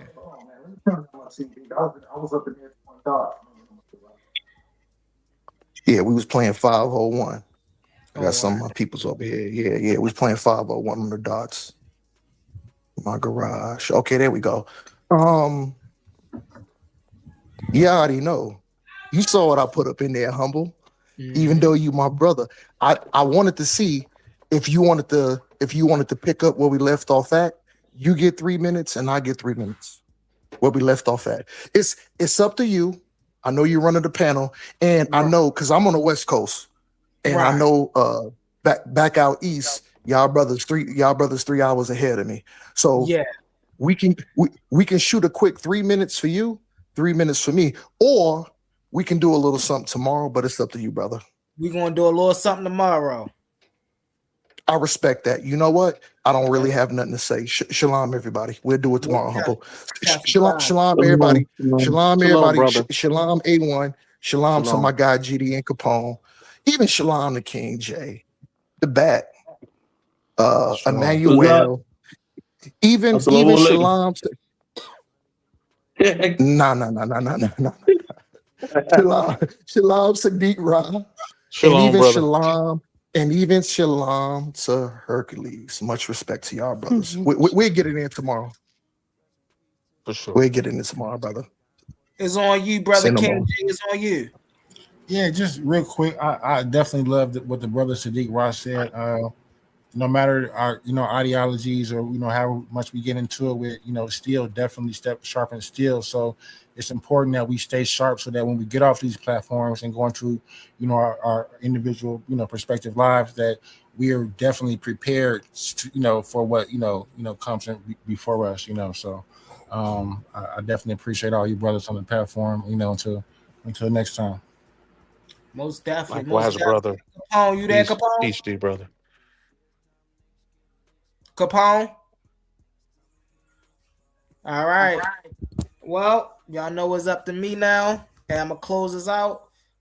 First and foremost, y'all know I want to give a big shout out to brother A1 and Titans Debate League for always giving me the opportunity, for even putting their trust in me to make things like this happen. I next want to give a shout out to everybody on the panel. King J, brother Hurt, Immanuwel, Sadiq, the Debate 101, Capone, everybody else that was up here. I love this. See, this is my element, man. Brother Capone, no. Just keep doing what y'all doing. Just like King J said, man, still sharp and still. That's my brother. I love the competitiveness. I love, forcing us to look things up, when we hop off, go do our research. That's what it's all about. We have to force each other to do our research. If we out here and we talking about leading the next generation and educating the next generation, educating people who really are unaware, then we got to make sure that we keep ourselves in check. You see what I'm saying? And we also have to make sure that we're around others that's going to keep us on our square. You know what I'm saying? So all of that is a beautiful thing. I want to shout out the comments, man. I love y'all engagement. We love y'all, having your own little side conversations. We love y'all commenting on the panel, good, bad, or indifferent. Keep putting them engagements in. Keep sharing alive. Keep thumbs up in the video. We here because of y'all. We do what we do because y'all like to see what y'all like to see. And with that, I'm gonna close out with some I'm gonna say 3 ads, and then that's it for the night, family. Let's get it. Attention all debate fans. You've been watching, you've been arguing, you've been picking sides. But now it's time to level up. From this point forward, all debates on this platform are going members only. That means the hottest clashes, the wildest arguments, and your favorite personalities going head to head will only be available to subscribers. You want real scholarship, you want the smoke, you want the unfiltered action, then don't get left outside looking in. Sign up today for as low as $3.99 and get full access to every debate, every moment, every night. Let's pause the noise for a second, because if you're still here right now, you're already different. Not everyone gets this. Not everyone understands real debate, real scholarship, real intellectual smoke. But you do. This is Coliseum of Arguments. This is Titans Debate League. And what happens here doesn't survive on algorithms. It survives on the people who believe in it. When you support through Cash App, you're not just donating. You're fueling the arena. You're the reason we can bring in high-level guests. You're the reason we keep unbiased judges. You're the reason these debates stay sharp, fair, and uncompromised. This platform is built by thinkers, sustained by supporters, protected by the ones who know value when they see it. If this show has ever sharpened your mind, has ever entertained you, or has ever challenged what you thought you knew, then Cash App is how you say, keep this going. Not everyone contributes, but the ones who do, they're part of what makes this real. Coliseum of Arguments, Titans Debate League, powered by the people who get it. Let's be real for a second. Some of you claim you're the best debaters in the game, but every week you're still arguing for free. You study, you prepare, you show up, you give them viral moments, and the platform gets paid, not you. That's not competition, that's exploitation. Some leagues built their entire reputation off the backs of debaters they never intended to compensate. Clips, views, donations, super chats, and the people creating the content still walking away with nothing. Over here, we don't play that game. We are one of the only debate leagues actually paying debaters, reinvesting back into the community. Because if your arguments generate value, you deserve value. So here's the reality check.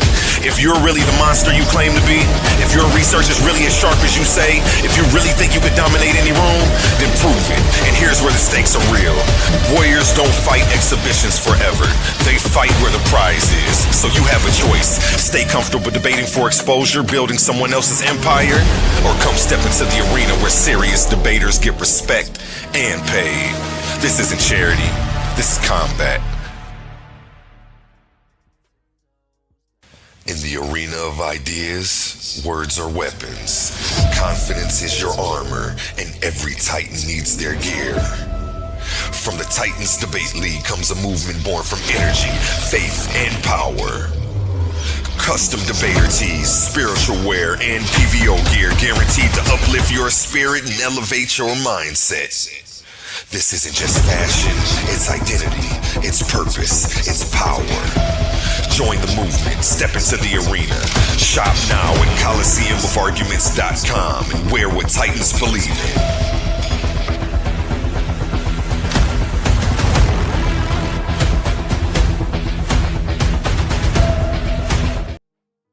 Most definitely. Let's get into it. Brother A1 said he'd be up here in a second. He just got back. So we're going to wait for him to get up here.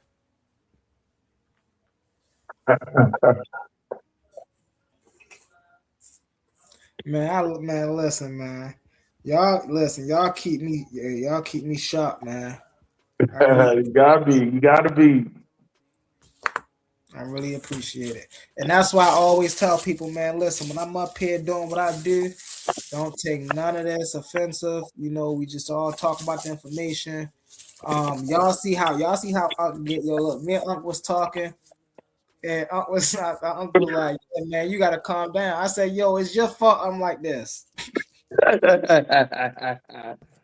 And you was out here first wilding out on niggas. I'm like, yeah, that's how we get the message across. But no, good brothers, man. Good brothers. I also wanted to dive into a little bit of earlier that we didn't get to talk about. Today I got to go to the Walters Art Museum, me and my wife. I got some amazing pictures I'm gonna be dropping in the back chat in the Coliseum. We got some comedic pictures. We got some ancient Egyptians comedic pictures. We got some for all of the Hebrew Israelites. We got some Semitic pictures in there. We got some early pictures of the figurines of El and Bayal and Asherah. Hey man, I'm gonna be dropping some stuff in there. My whole goal is by next year. By this time next year, I should be going to that same. Museum, and I want to give a tour this time next year. I should be proficient in the things in there. I could go in there and give a tour. See, y'all make me do stuff like that, man. Listen, this is why I appreciate these platforms, man, because y'all really make me get out here and want to do stuff like that. Like, I hear about King, I hear about Massa Herc, I hear about Assam Kai, I hear about, I hear about Brother Unc, and they be out here in a presentation. Hold on one second, y'all. And they be out here, in the museums doing presentations, actually talking to people about this information. And so that's why I'm headed. That's why I'm headed.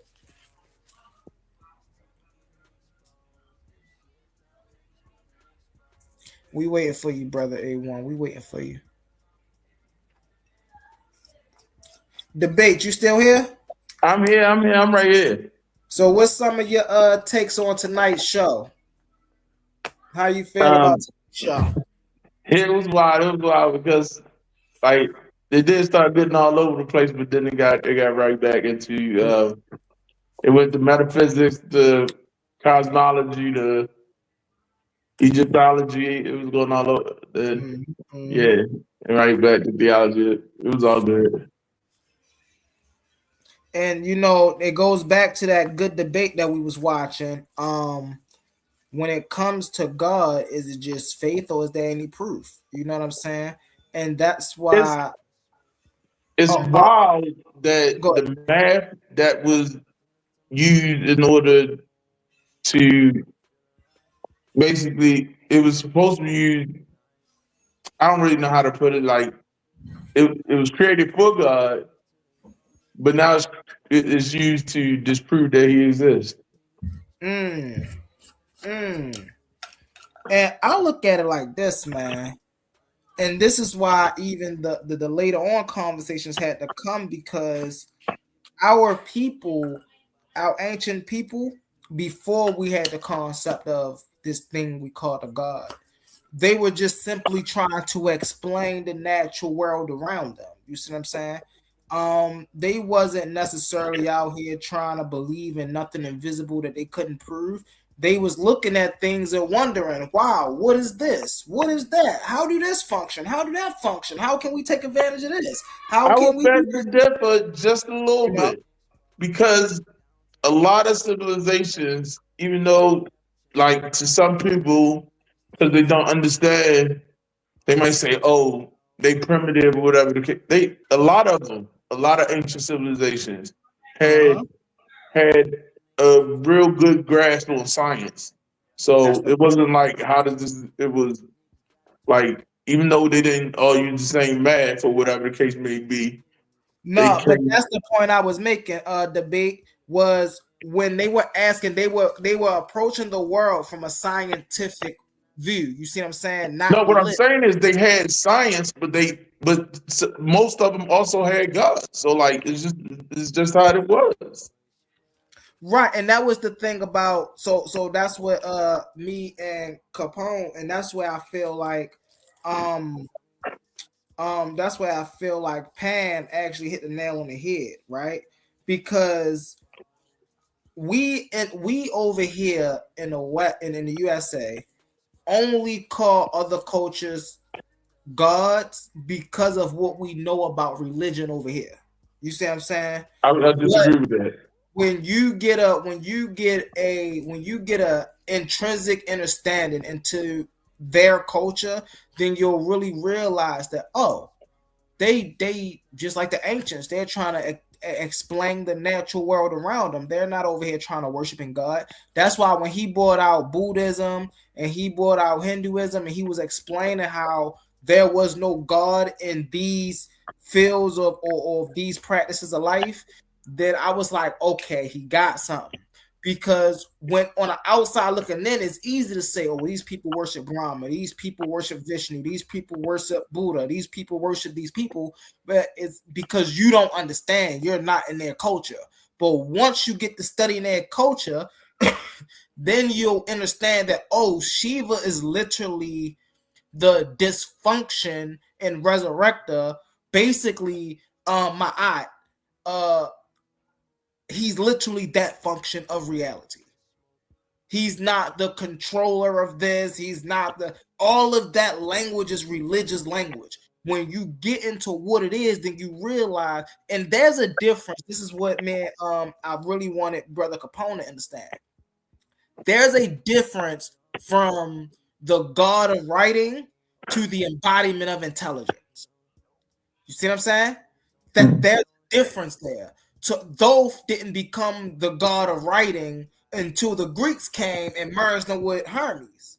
But before that, Thoth or Jehudi was literally the embodiment of intelligence. And so why that's important is because it lets us know while we had a concept of intelligence, there just wasn't a tangible form for us to depict it. So we had to come up with one. But that's like everything. You see what I'm saying? When we deal with my eye, there is no tangible way for us to show my eye, but we can come up with a picture, right? What's important and what do we see that ground those type of principles? That's what we're going to apply to her. That's Hold on, time out. But you can say that you can say the same thing about the Abrahamic God. No, because you can't. Okay, God. Like the Abrahamic God has no physical shape or whatever the case may be, but they got this old man with his hand out, this white old man with a beard with his hand out, and he's supposed to represent God. Yeah, that's what I'm saying. Like the difference there is the Kemetic people understand this is symbolism. Religious people really think that's what God looked like. Nah, I ain't. Yeah. Ask anybody, ask any religious person of the Abrahamic faith, any real religious person, because you know we got some fake religious people. They just scared to go to hell, so they just continue the Bible. So you ask them, they got their own theories, but they read the Bible. But ask any real religious person, what is God, a man or a woman? I bet you they say a man, because they really believe God is a man. In the Kemetic tradition, nobody believes Jehudi is a real man. Nobody believes Ra is a man. Nobody believes Ma'at is a woman. No, that's not how that works. I really have to. I say a man because all of the text that all the text of my religion say he. But I'm not sure if that means he necessary, because he doesn't, like when I look at a father, you know, there's so many layers to what a father is, and you know what I'm saying? And a lot of them match up to the attributes that, I mean, of course, nobody's going to be on the level of Allah, but like, right, you know, protector, you know, stuff like that. You know, there's stuff that, you know, evolves, and so like the stuff that you wouldn't expect. Like, you don't expect your woman to be the protector, or you know what I mean? Right. Hold on, really fast, brother. A1, is you in the building? Are you coming up, or what's up? I don't know if A1 in the comments. I don't know if you know some of the stuff, you know, the stuff that you know you wouldn't expect that from your lady. You expect that from the man, and like like the man is the one that takes, you know, all that stuff. Like is stuff that like. So that's why, and I don't know if like God, the way that I really look at God, right? And some people might, like I said, some of the ways I look a little bit different than the average Muslim or whatever the case may be. So they might be like, you're not a real Muslim or whatever the case may be. I really don't care what people say, but I look at God as, I feel like calling him a man is degrading, actually, though. Right. You feel me? I feel like calling him an entity is degrading. But see what now, Allah is. see debate really fast. You a Muslim? Yeah, Debate? Okay, yeah. okay. I mean, and that's still Abrahamic, and I see where you coming from because y'all really don't give God a gender in y'all religion. You see what I'm saying? But because I'm glad I caught that you was a Muslim because I thought you was going to say you was a Christian or something. Because I was going to say, you see, that's what I mean by when I say the religious people they come up with their own thing. Like there's people out here like, yeah, I'm a Hebrew, or yeah, I'm a Christian, and when we see God and He in the Bible, it's like, yeah, but we don't put that, we don't subscribe that. That's da da da da. But then when you ask real Christians and real Hebrews, they really think God is a man. Now that's different when it comes to Islam because Islam don't ascribe a gender to God. I will give Islam It that. says he sometimes in there, I believe, if I'm not mistaken. He is in there like a couple Right? No, times. no, no. He is in there, but that's only to identify the patriarchal role Right, of exactly. That's what I'm but not saying. to determine his gender. that's what I was saying. Like it's So a I will give Islam that credit. They don't put a gender on God. When you do see he in the Quran, it do signifies the fact that it's just the patriarchal role that God played. Doesn't mean that he's really a man. and that's what I tell people who be like, oh, Jesus was the son of God. Jesus was the son of God. I say, and then you have the Muslims say, no, Jesus wasn't. I said, well, what if both of y'all are right? What if God is the father of all creation and Jesus was just one of those creations? Then both of them mad at me after that. But it makes sense, and this is why, while I often don't agree with the Islamic faith, I do understand the Islamic faith in certain practices, right? When they don't subscribe a gender to God, that makes sense to me. Why would I have to subscribe a gender to something that is above gender? Exactly. You said now to do it for people to understand, like we just talking in a patriarchal way to understand rank and things of that nature. Okay, we understand that symbology, but to physically say that this is what this represent, no, I wouldn't have to do that because we understand that God is outside of all of this. So I do get them with that point. I do get what else? What else? Now something else. When it comes to like for instance, right? Christianity, a Christian is someone who follows Christ. In Islam, Hold on. My someone, brother. huh? Oh, Assalamu alaikum. oh yeah. In Islam, a Muslim is someone of peace. So whereas though a Christian or a Christian group is cut off from the rest of what humanity, basically exclusive, Islam is inclusive because anybody could be a Muslim, right? It doesn't really mean that, hey, you following my ways is you're a peaceful person, right? It's just again, this is the issue I have to push back with the real religious Muslims, right? When they try to say, no, when you are a Muslim, then you are someone who worships Allah, do this, do that. No, when you're a Muslim, you're someone of peace. There was many people out here, that matter of fact, I apologize. Yeah, someone who's a Muslim is the one of peace. Islam is anything that submits to the will of even that type of language, right? Anything that submits to the will of the Creator, right? That makes sense. Everything has to submit to forces beyond our capabilities, right? So naturally, we submit to those forces.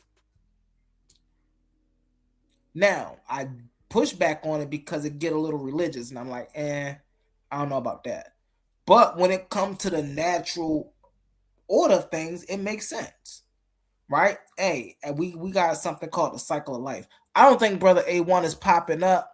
So what I'm gonna do is I'm gonna go ahead and close it down. Hey, Brother Debate, that was a great segue. I appreciate you, brother. I appreciate everybody in the building. I'm gonna close it down until next time. We most definitely coming back here tomorrow. Let's get it in, y'all. I see y'all. Humble out. But